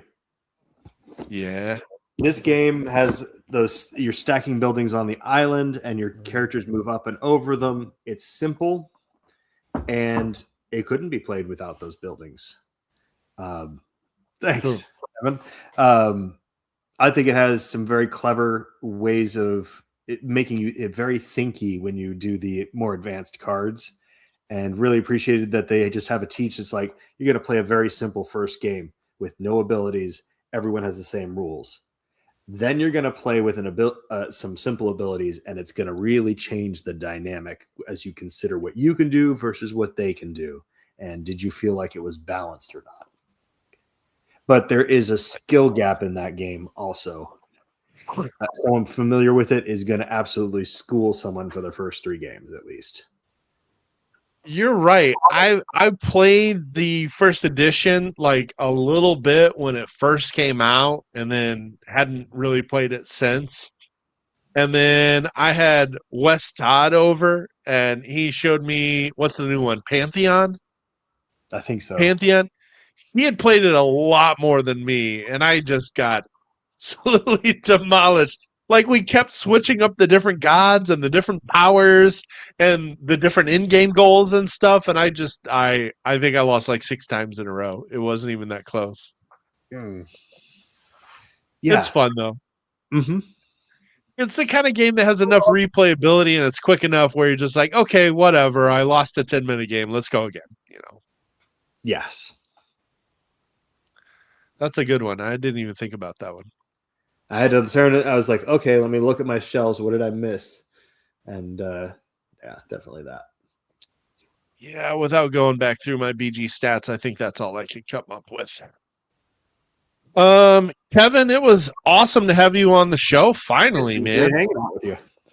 And I feel bad that like I was thinking of some doppelganger you had who was hanging out at our Origins booth 3 years ago, getting tips from us. But I definitely remember hanging out with you at Origins a while ago.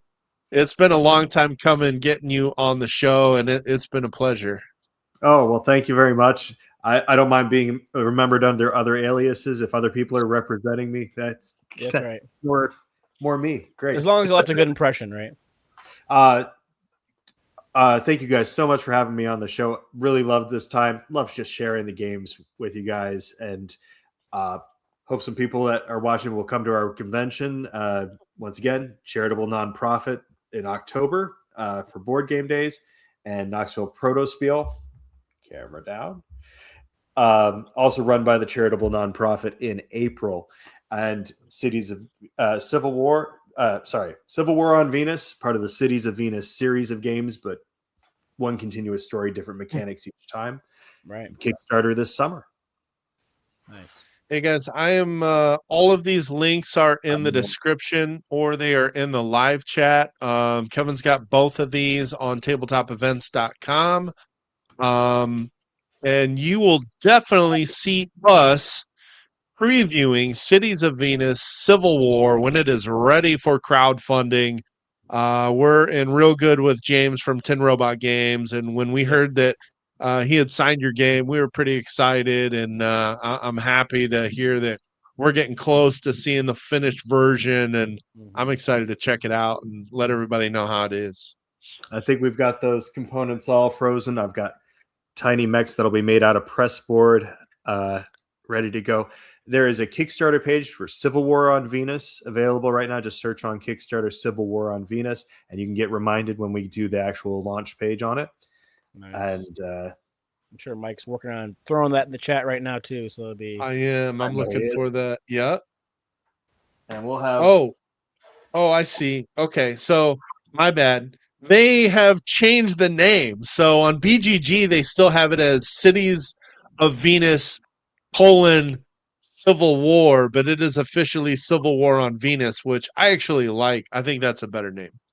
We are trying to make sure people know they don't have to have the first two games to buy this one. They're independent games and a cohesive story if you like that.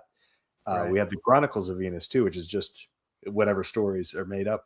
So it's going to have these game components where they light up just like this big one behind me. I know it looks like they're the same size right now. Oh yeah, force but perspective there.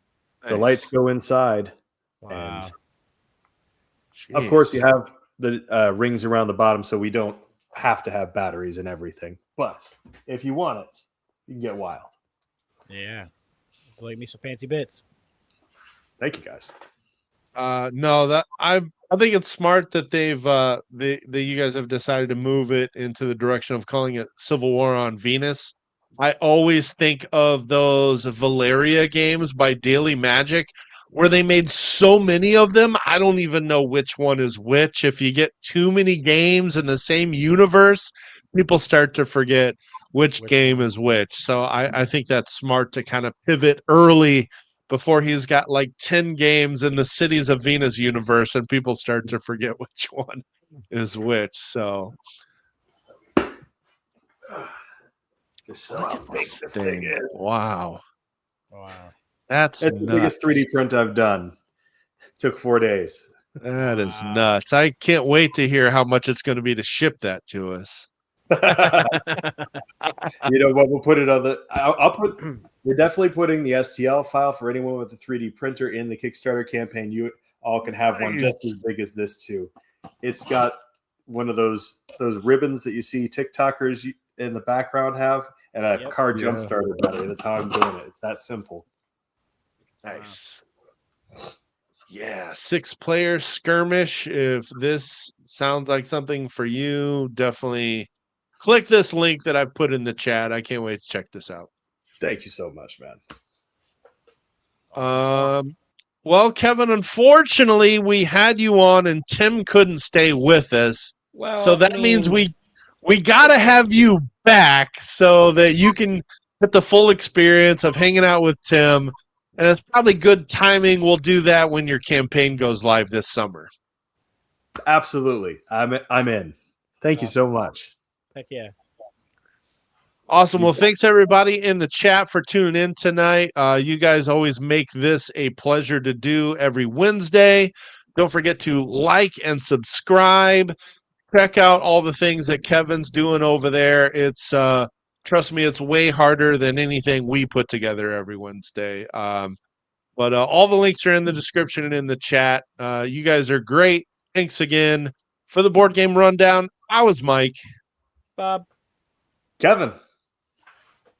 Thanks, everybody. We'll see you next week. Thank you very much. Good night. Do you like to party? I do like to party. I also like to party. I like to party. A 7.3. This is a great party. Repeating. We should party more often. Heating. I do like to party. Okay. I also like to party. I also like to party. I like to party. I like to party. We should party more often. Okay. This is a great party. Okay.